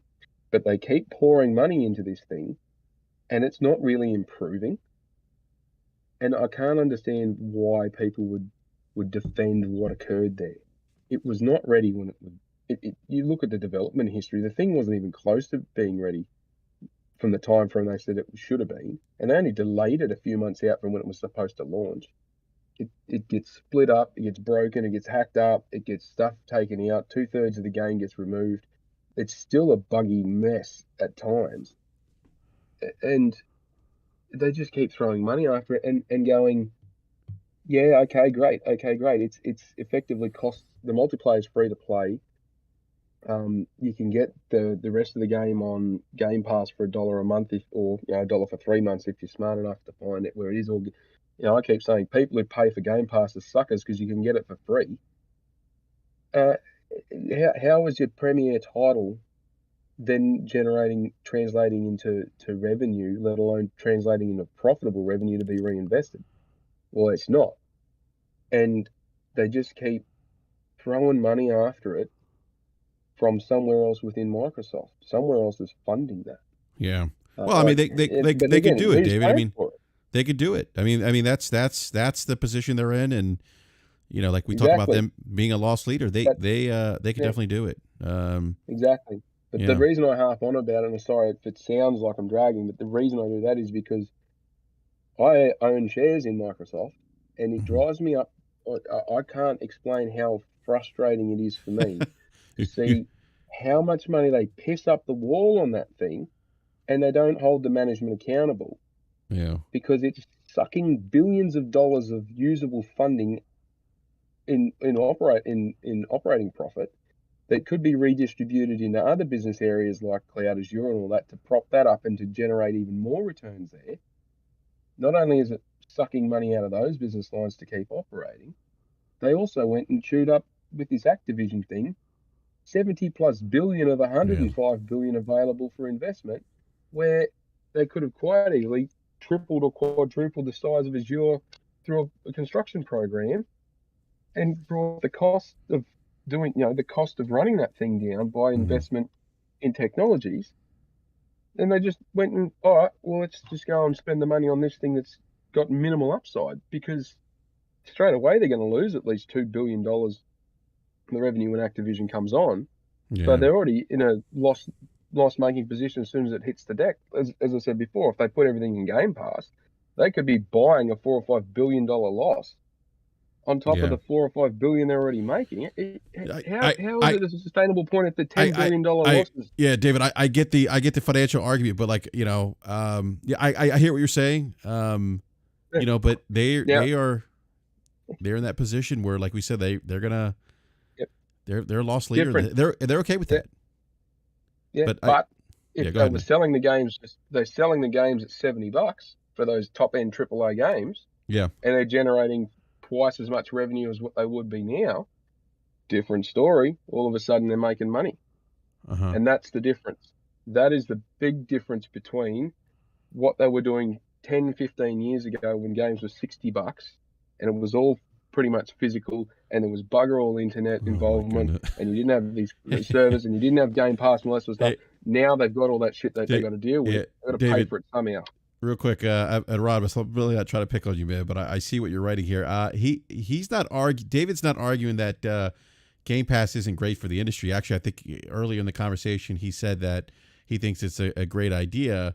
He's what he's saying is in his opinion, he thinks that investing that $75 billion for Activision could have been plugged back into a business model that's generating a lot of money for them in Azure. I think that's what you're saying, right, David? I just want to make sure I'm interpreting that correctly.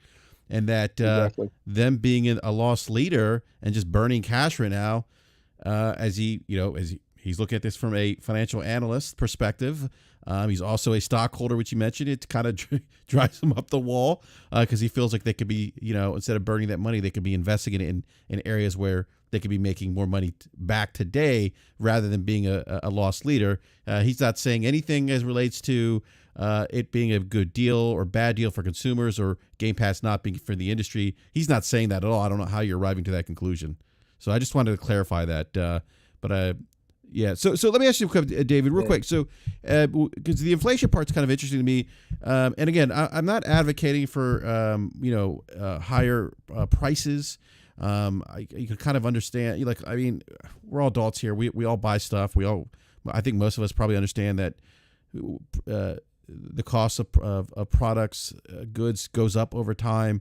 I think there's things that I can't think of anything that's been static since I've had the means to earn an income and go out and buy things. But even that aside, but with the inflation piece, because you brought up something about 2006, games were static. Again, I'm not advocating for his increased price. I know someone's going to be like, oh, he's advocating for higher prices. He's corporate shill. No, that's not what I'm saying. What I'm asking is, based off the fact that games were $60 for 14 years, that was a static price point. But within that industry, everything went up. My question is, if they didn't increase prices, and I say they, like the publishers, $10, I mean, would they have been able to maintain, I guess, how would that impact them financially if they didn't do that, with everything else going up in terms of labor costs, things like that? It comes back to what do we expect them to do versus what they expect we want them to do. So, and that basically it means if they stayed at $60 and they didn't increase to $70, would we be seeing the technological advancements in gaming that we are? Probably not at the speed that they're coming at. So people are arguing too, and I've seen this, David, by the way. where they don't feel like there's a big technological leap. And maybe you could speak to this, Game Logic. But some people feel like there's not a big technological leap between 60 and 70. And I don't know, Game Logic, if you want to chime in on that. But that's some of the argument out there that no, these games aren't looking much better. There's no really, technological leap. Not like when we went from 2D to 3D. I'm curious to get actually your perspective on this, Game Logic. What do you think, man? I mean, I think that's a fine perspective to have. I don't invalidate it. But I just, with that, I just go back to, right, you have to make that value call on your own, right? The notion of trying to tightly couple the $10 price increase to tangible qualitative factors, right? I don't personally look at things through that lens, right? I look at it as a matter of supply and demand. I don't go through, like, when a market shifts and prices change, I don't sit down with a spreadsheet and go, okay, what changed or what improved, right? What I will do is I will do comparisons. And again, games on a per factor basis aren't a great example, unfortunately. But, I'll say when I'm going to buy a car, right, I'll neck down to like 3 competitors. And then I will sit down with a spreadsheet, right, and look at comparisons. But, when the price of movies shifted, I didn't, break out a spreadsheet. When the price of music shifted, I didn't break out a spreadsheet. I just made a decision on what the value of that piece of entertainment was to me. So it's, when Netflix prices go up, when the cable prices went up, I didn't calculate the ratio of the number of channels that I was getting per dollar of price increase. I think that's the thing to do. Again, I'm not knocking on it. I'm not saying that somebody who's on that end of the OCD spectrum, right, that they're wrong. It's just not personally the way that I look at it.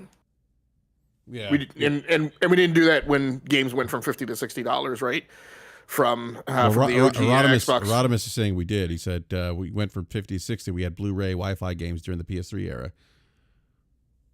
Yeah, but I didn't. I mean, but to use your guys' own arguments against you, right? People who are in that camp, I didn't ask for any of that. Did we have cloud gaming then, though? I wouldn't necessarily say cloud, but we had server side gaming, right? But that's what I mean. When he's saying back then we went DVD, Blu-ray, the jump and all that, to justify a singular point in his argument that we had something change in technology that meant that we had a higher cost point and to justify it, did we have all these server farms and digital games, and do we have all these cloud-based supports? Did we have all of this other technology around for those games? Yeah, no. It wasn't apples to apples, right? And again, no. I wasn't the squirrel counting acorns, right, to see if the price. I mean, and again, if those things went up, right, in a given market, does that mean that they should make any difference to an individual consumer? Right. Again, exactly. I go back to that era. I could have cared less about the Blu-ray. Right. And I was actually kind of frustrated. Right. And I was kind of frustrated, right, about all the hoopla that there was about that. I was like, that makes no difference to me. In many years in the past, backwards compatibility has been raised as a key differentiating factor. And I've been like, I could care less about backwards compatibility at the time. So again, these are matters of individual consumers, and what frustrates me now with where this argument is going is again, and it's my whole point of like people who cherry pick factors to suit their narrative. We utilize that factor, right? We're saying that factor justified the cost from $50 to $60, but it doesn't justify the cost now. Like, yeah. I just don't get it. One thing I will say about the chat, and I'm realizing now that some of the members of the chat I've perceived that I've had conflicts in the past before, and now I realize it's just kind of good nature. Really, I'm not going to line up with you guys on the argument that's going on now, right? Part of the argument that's going on now is that as we talk about all these practices and we talk about all the realities of cost, people are grounding down in camps that one of these companies is altruistic and the other one is evil. And that is absolutely not the case, in my opinion. Sony isn't taking the strategy that they're taking because they're some altruistic company that values consumers higher than Xbox does. They're both companies that are leveraging their strengths in the market and both trying to affect the best strategy that they feel they can to compete in the current environment. One of the things I said about Xbox is the reason they went down the Game Pass. I mean, the reason they went down the Game Pass route, right, and the reason they've gone down some of these routes is if you're the second largest cloud provider in the world, then why in the world would you not leverage that strength in the gaming market, right? Exactly. I don't. Sometimes I don't get it. I mean, and I understand there's fandoms and people ascribe to the green label or the blue label, but always go with the blue label, Game Logic, and that's not a PlayStation reference, by the way. That's a Johnny Walker reference. Yeah. Yeah. Thank you. I don't agree with the things Rodimus has been saying by any stretch of the imagination. But I also am not going to fall off the log and into the camp of everything Xbox is doing is evil and they're being a bully and they're trying to both of those companies are trying to leverage their market presence to affect their strategy. They have both utilized what I would consider kind of overly draconian Machiavellian measures to try and drive their way in the market. There is a difference in their overall size of valuation, and so there's going to be a difference in those behaviors and exactly how they're realized. But I'm not walking away thinking Jim Ryan's some angel, right? And Phil Spencer is the devil. I think that's a little bit overly. Yeah, that's a go ahead, Dave. I was just gonna say I agree with a lot of what you're just saying there. It's they're in business to make money. They legally got to make money. There's laws that say they can't run the thing into the ground on purpose. The other thing to keep in mind too, though, is that when you talk about Xbox versus PlayStation and all these other bits and pieces, you got to remember PlayStation is Sony's biggest breadwinner, so they have to bare their teeth. They will go hard at it. That's what they're the number one dog in that camp. Whereas Xbox is barely rating a mention in the Microsoft sheets. It exists, but it's not in their top 5. It's probably I say it is. Microsoft Gaming's division is borderline break even at best in terms of being able to sit at the table and make demands. The fact that they got the Activision deal through it still bewilders me how they managed to do that. But they've got some segments over at Microsoft that are small. Gaming makes less than 10% of their total revenue, and it costs them money to operate. So they're in a window of their own world of hurt within Microsoft themselves.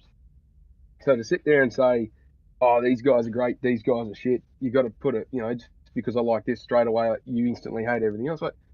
That's not the case. They're all in completely different structures with completely different sets of demands and requirements on them. Microsoft could shut down Xbox tomorrow and it wouldn't even blink, and it'd probably make their share price go up. That's the position that they're in. That ain't going to happen over PlayStation at Sony, though. David, did the Xbox division pass Windows division? Rodimus is saying that in the live chat. No. So in 2022, Windows division generated $24.7 billion of revenue, and Xbox only did the gaming segment did 16.2. So LinkedIn actually had a bigger growth in revenue than Xbox did. So where is he getting that number from then? I don't know. I'm looking at the financial reports right here in front of me. Azure server products and cloud services, it grew from 52.5 billion to 67.3 billion. That one segment grew, I think, just shy of $1 billion as to what the entire gaming division generated. That's the gap. It is Azure and business cloud services, daylight, last night, yesterday, and then the rest of the Microsoft segments. That's how far in front they are. Yeah, interesting. Okay, so back kind of we talked about if they the impact of inflation if they didn't adjust. Yeah. if they didn't, adjust for inflation and they kept that at 60 in 2020, like it sounds like they basically, what you're saying is they wouldn't be able to maintain that price point and be able to make the kind of games that we're accustomed to, or what our expectation of AAA games are. Am I understanding that correctly? I just want to make sure I'm interpreting that correctly.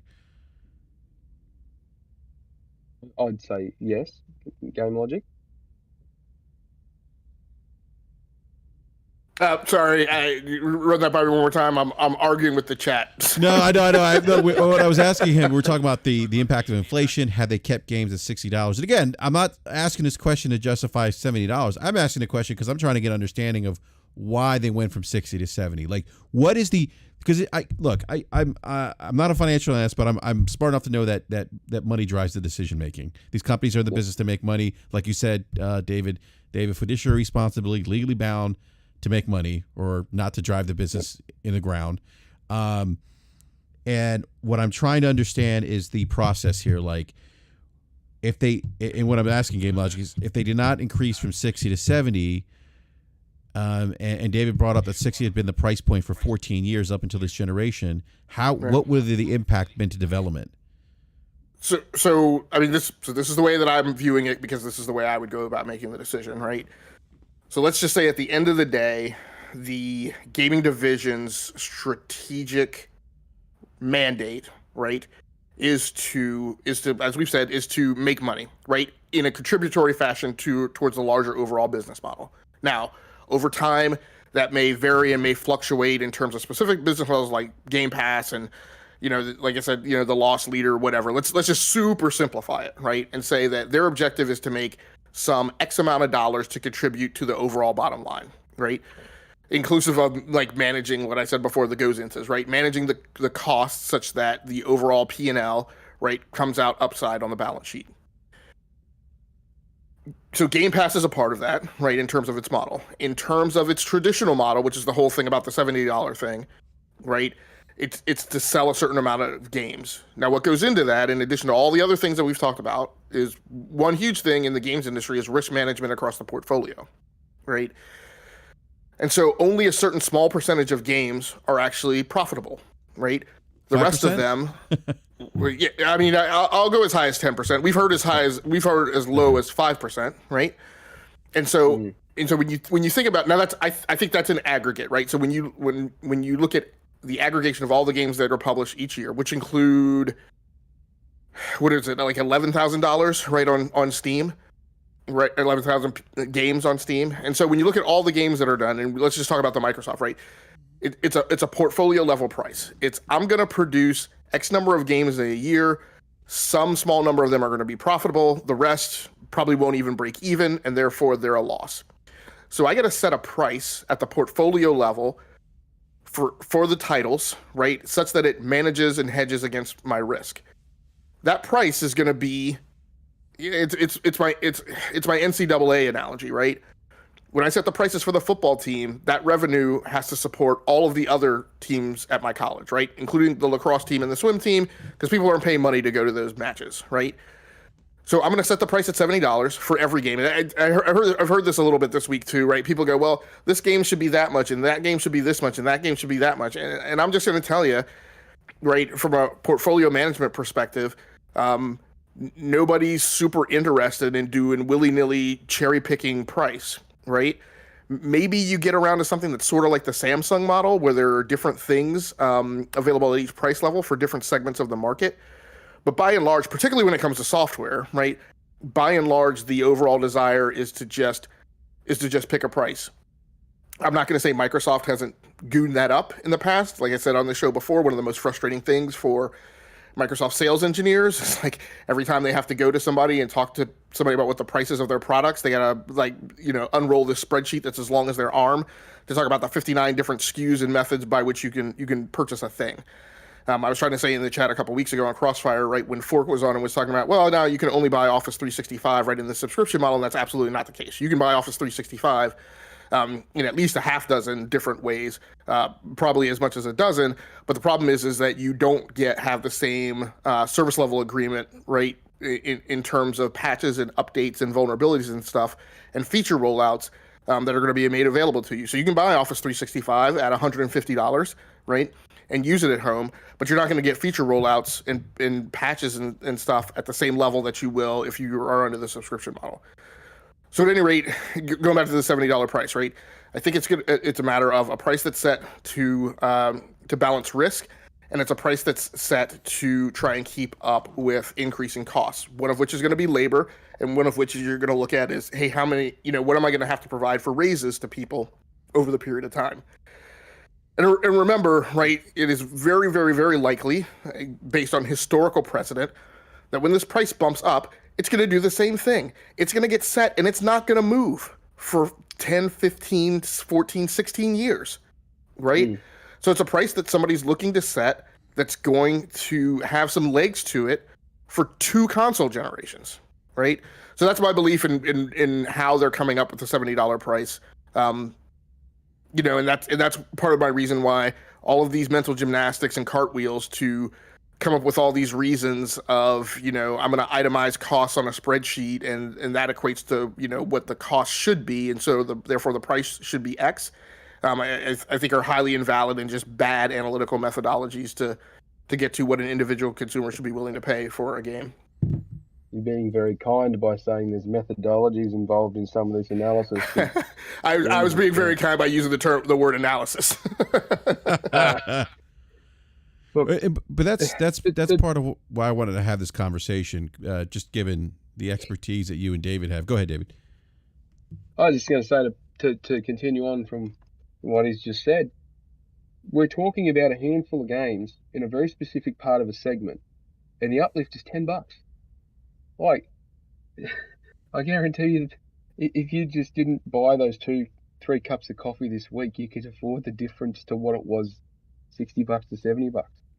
But I mean, yeah. Anyway, so hey, David, I don't disagree with that, but I will say they are some people I think, and we talk about this a lot, Game Logic, where, that $70 does impact them based on where they sit right now in terms of what they make either hourly or annually. That $10 can, for some people, be a difference, but others, like you mentioned, yeah, I mean, you could figure out other ways to get that additional $10 to pay. And again, the argument is, you're advocate for paying more. No, I'm not advocating for paying more. What I'm advocating is that that there's realities that we have to we have choices we have to make as consumers, I guess is what I'm trying to say. And if the $10 doesn't work for you, that's fine. But the shouting from the mountaintop or shaming people who say, hey, you know what, I don't have an issue with paying $70. Like that's not doing anything. Like you don't do this with any other consumer product, I would imagine. Like people aren't. Persona just posted he's at the IMAX. No one's yelling at IMAX for an upgrade path because you paid, or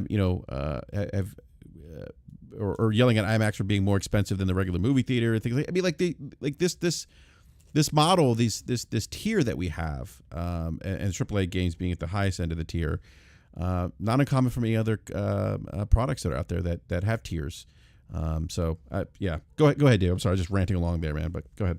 No, you're right. So, I mean, trying to justify anyone in City there who has the response of, when you explain why this happens, and their response is, oh, you're just advocating, you're a shill, all you're doing is saying that you just want them to charge us more. I was like, I personally couldn't give 2 rats' ass if they charge $100 for a new game. I don't care, because I'm not going to pay that.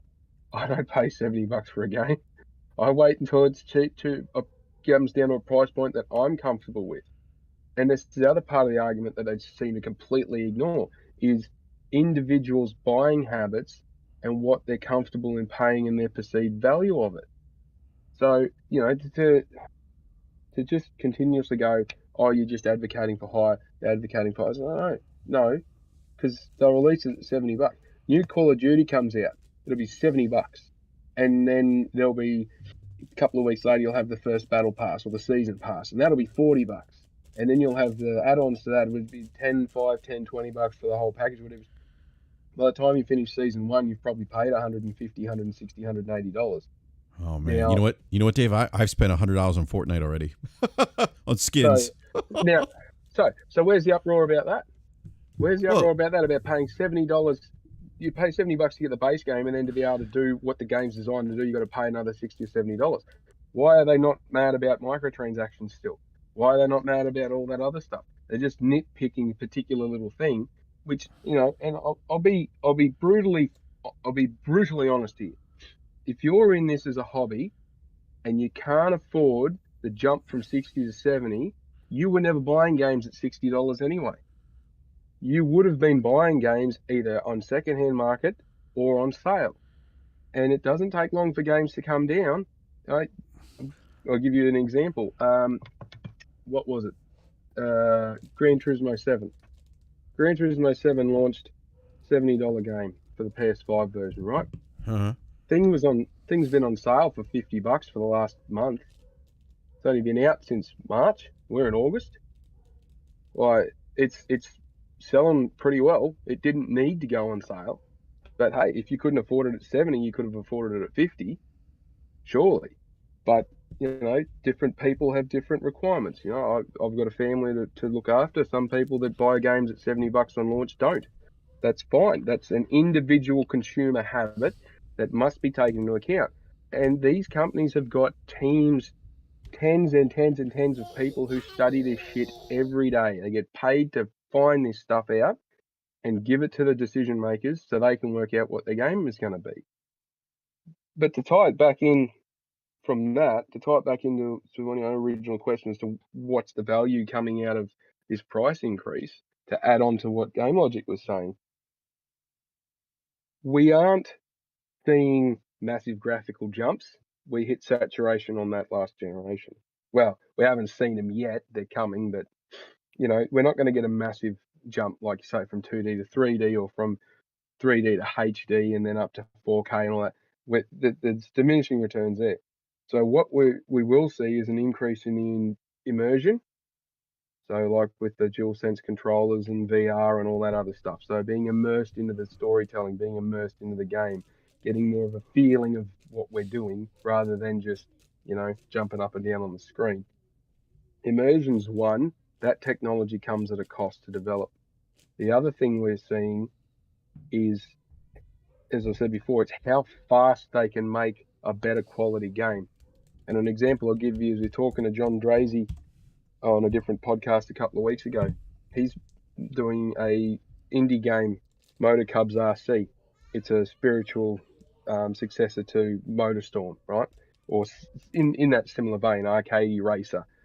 He's got him and four others. So there's a team of 5 people building this thing. They started it in 2021. They're going to release it on PC in 2023, and it'll come to consoles later 2023, early 2024 at this stage, right? What they've currently got running, they're building it in Unity, and what they've currently got running there for their demos looks pretty good. Looks like current gen, you know, PS5, Xbox level game. And they've been working on it for just over 12 months. Now, you've got guys at the AA level, small studios, pumping out these kind of games at a frequency that is increasing. They're not $70 games, but that's the result of the $70 price tag for the big end. That they are developing the tools that the medium and smaller end and indie end can get in and use. Unity, Unreal Engine, all the PlayStation proprietary software engines, all the Xbox proprietary engines, all the other engines that are floating around out there which are being utilized for the current gen tech that's being involved, the SSDs, the throughputs, the power inputs and all that sort of stuff with the GPUs and all that. All of that stuff costs money. And I'm not meaning the technology and the hardware. It costs money to develop the tools and the software to push the tools to be able to do it. And if you can make, as I said before, if you can take what would normally take 5 years and probably 500 people to make a AAA game, if you take that 5 years and 500 people over 5 years and condense it down to 400 people over 2 or 3 years to make that AAA game, then your cadence of AAA releases increases, or it almost doubles instantly. That's the benefits that you're going to get out of it, because they can capture the revenue they need at the shorter time frame. They don't have the luxury of 5 years to generate, to put all that cost in and then get the recovery over for the next period. They've got less time to recover what their previous costs were to make the next game. Yeah, it's a great point. The economic, that's a great point, man. Things up, yeah. Go ahead. Yeah, I was saying, anytime you speed anything up, it costs money, and when you're speeding things up for the benefit of the consumer, these companies make money by selling us stuff. They want to sell us stuff faster. They want to sell us stuff more often. They want to sell us stuff at a higher price. Now, you can have, like you said before, working in same industry but different segments of it. PlayStation, internal studio, AAA quality, they are selling you top quality. They will never compromise on selling you quality, and that's why they don't produce a huge amount of games. Xbox is going for a different strategy. Xbox is going for a strategy where they can just keep putting games into a, let's call it a pool, and they'll sell you access to that pool, a warehouse. They put games in a warehouse, they sell you access to that warehouse, and you can go in there and play at your heart's content as long as you keep paying for access. Some of the other ones, Nintendo's totally different. They aren't huge on the quality piece, but they aren't huge on the, I shouldn't say high on the quality piece. They're not huge on the bleeding edge technology quality, but they are big on, let's give you something that's fun to play, but they don't produce anything in a hurry either. So their whole business model is permeated on, we will produce something that will sell volume at a higher rate. And that's where they make their margins. So, yeah, like you look at Mario Kart selling like 48 million copies or something. So yeah. And we've got a Switch here. Anytime we do family game nights, wife and son and myself, Mario Kart, Smash Brothers, Mario Party, it's always on a Switch because it's just easy and fun for the family to play on that. Whereas my wife prefers the game on, she's got some games on the Switch. She plays it docked on the TV. We've got the PlayStation 5. Son's got his own little Switch Lite doing his stuff, but he also plays stuff on his PC. He's big into Minecraft. So, they're all very different business models. Steam's a completely different structure to everything else as well. So, there's the benefits of the $70 price tag are those, like we've discussed several of them now. I mean, Christ, just in the technology advancement alone with the game tools and speeding up how fast a AAA can be made, but then also how well the AA scene's becoming, you could almost argue that was a $20 price increase. Could have quite easily justified that. But then it comes back to that, when they're trying to sell you something, they will put it right to the edge of what can I bleed out of my customers before they get cranky. And that's where that analysis comes into play. Like you mentioned, they're paying people. I think that's the other thing people don't realize too, that these decisions aren't made lately. They're very calculated. Yeah, like the Series S. Mm-hmm. Series S is the cheapest console across the major players, but it's designed for the casual gamer, who the graphic quality isn't big requirement, who just need an access point to be able to play stuff. Now, whether they buy a couple of games and then they get Game Pass or whatnot, I don't particularly think that it's a great idea, but I also don't think it's a bad idea.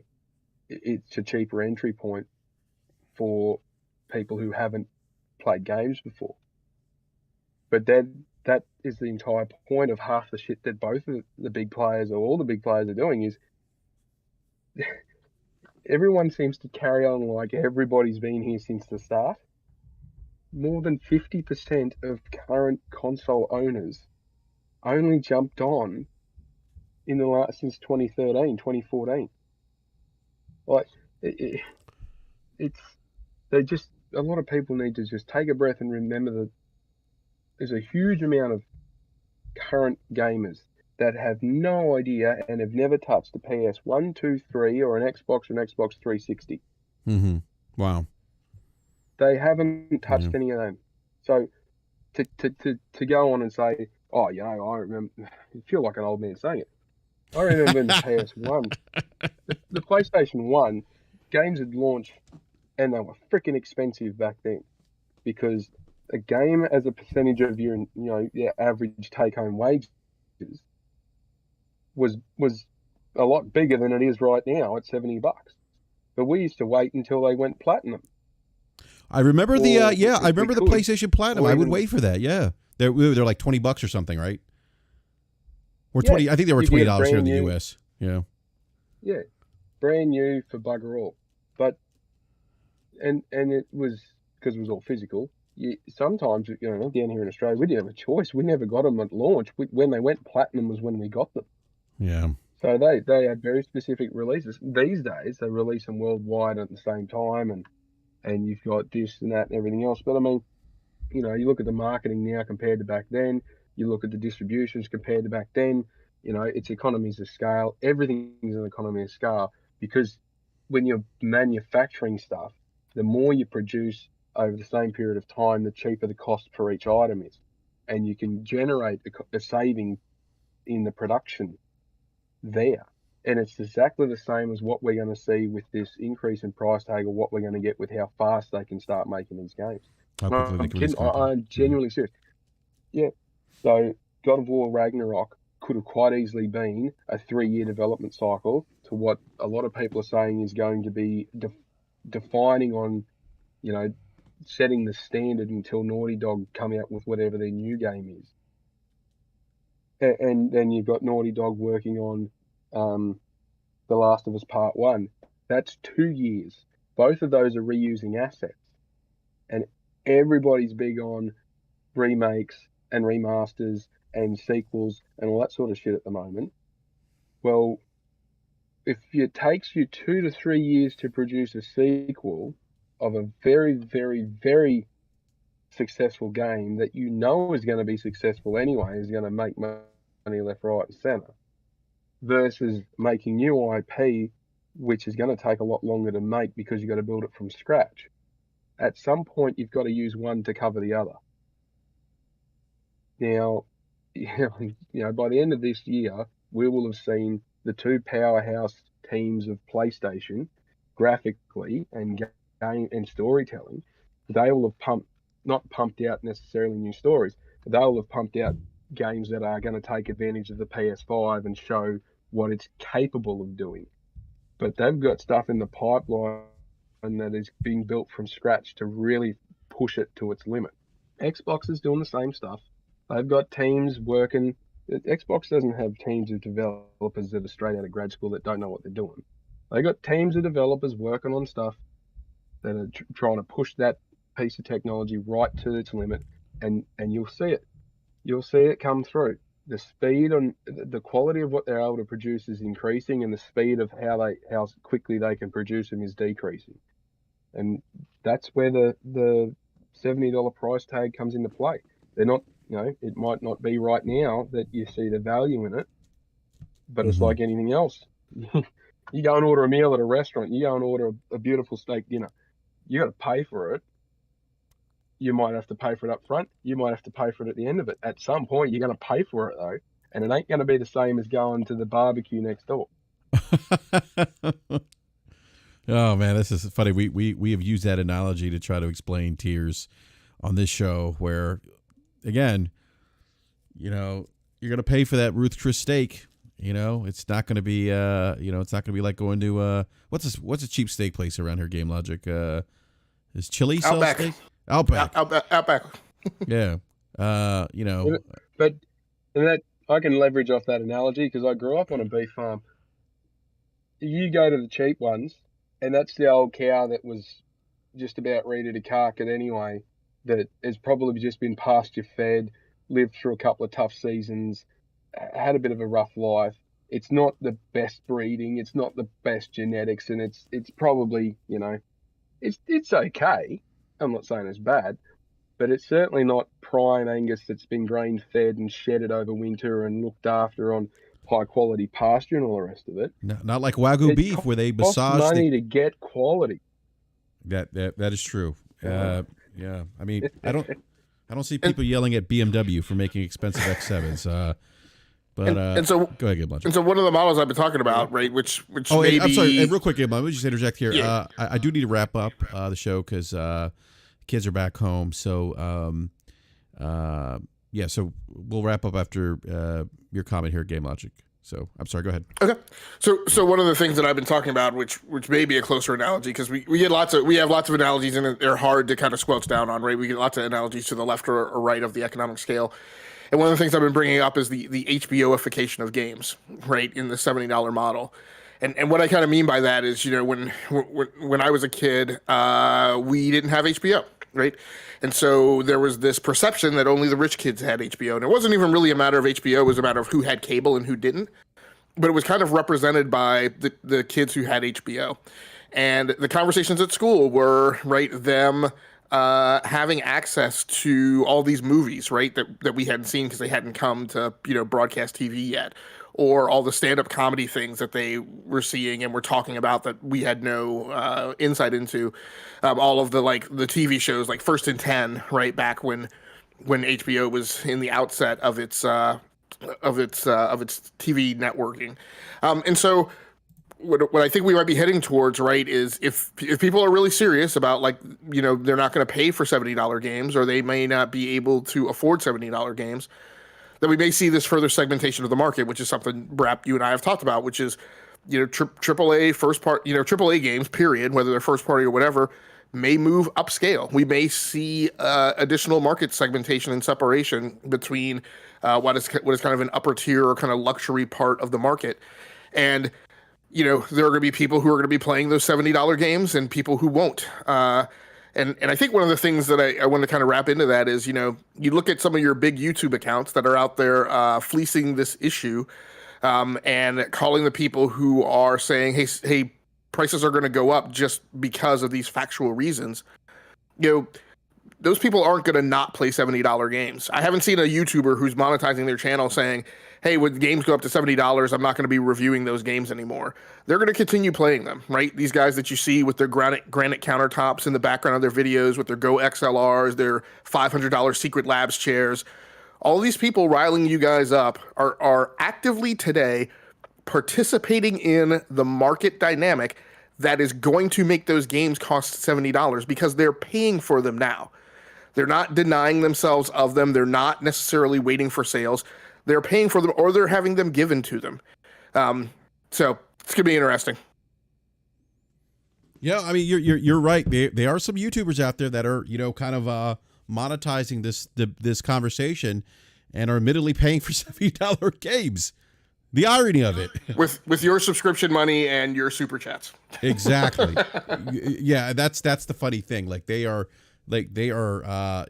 buying games with the money you're giving them because you agree with whatever narrative is that they're putting out there. So just kind of food for thought. But look, I could keep this conversation going another hour. But unfortunately, and as much as I would love to, I just can't right now. I do need to end the show. But first of all, I just want to say, David, thank you so much for joining us. Certainly a pleasure having you on. I know we've discussed having you on in the past, and there's a big time difference between us and you. So certainly appreciate the time. And look, we definitely like to get you back on again sometime. Probably maybe similar time frame the weekend, 3:00 my time. So if that works for you, again, we'd like to have you back on at some point. But thank you again, man. I definitely appreciate it. Very, very welcome. Thank you for having me. It's been a great conversation, and I can confirm the world still exists on Sunday. Thank you. No, that's it is Sunday in Australia, and so yes, it is. We have managed to live another day. So no, thank you, David. I appreciate your time again. And then Logic Man, thank you again for joining us. Always appreciate your insight as well. Hey, I will be smoking a stogie later. Yeah, it's stuff I want to, but now I have all these consoles in here, and I'm kind of struggling with how to manage my time.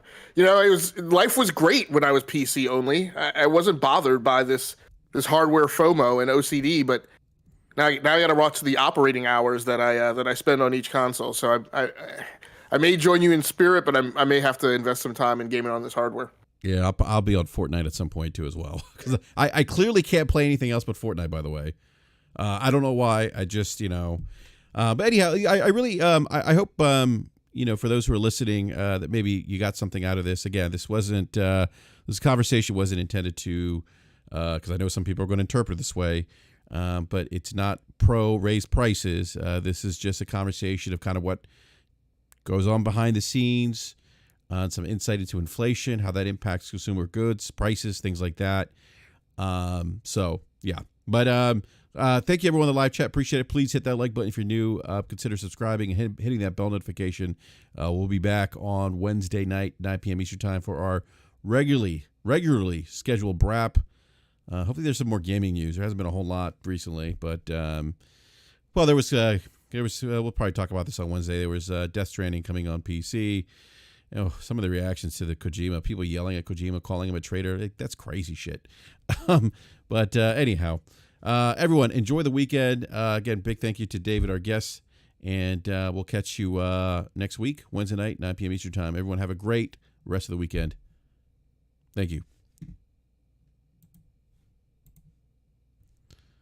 All right.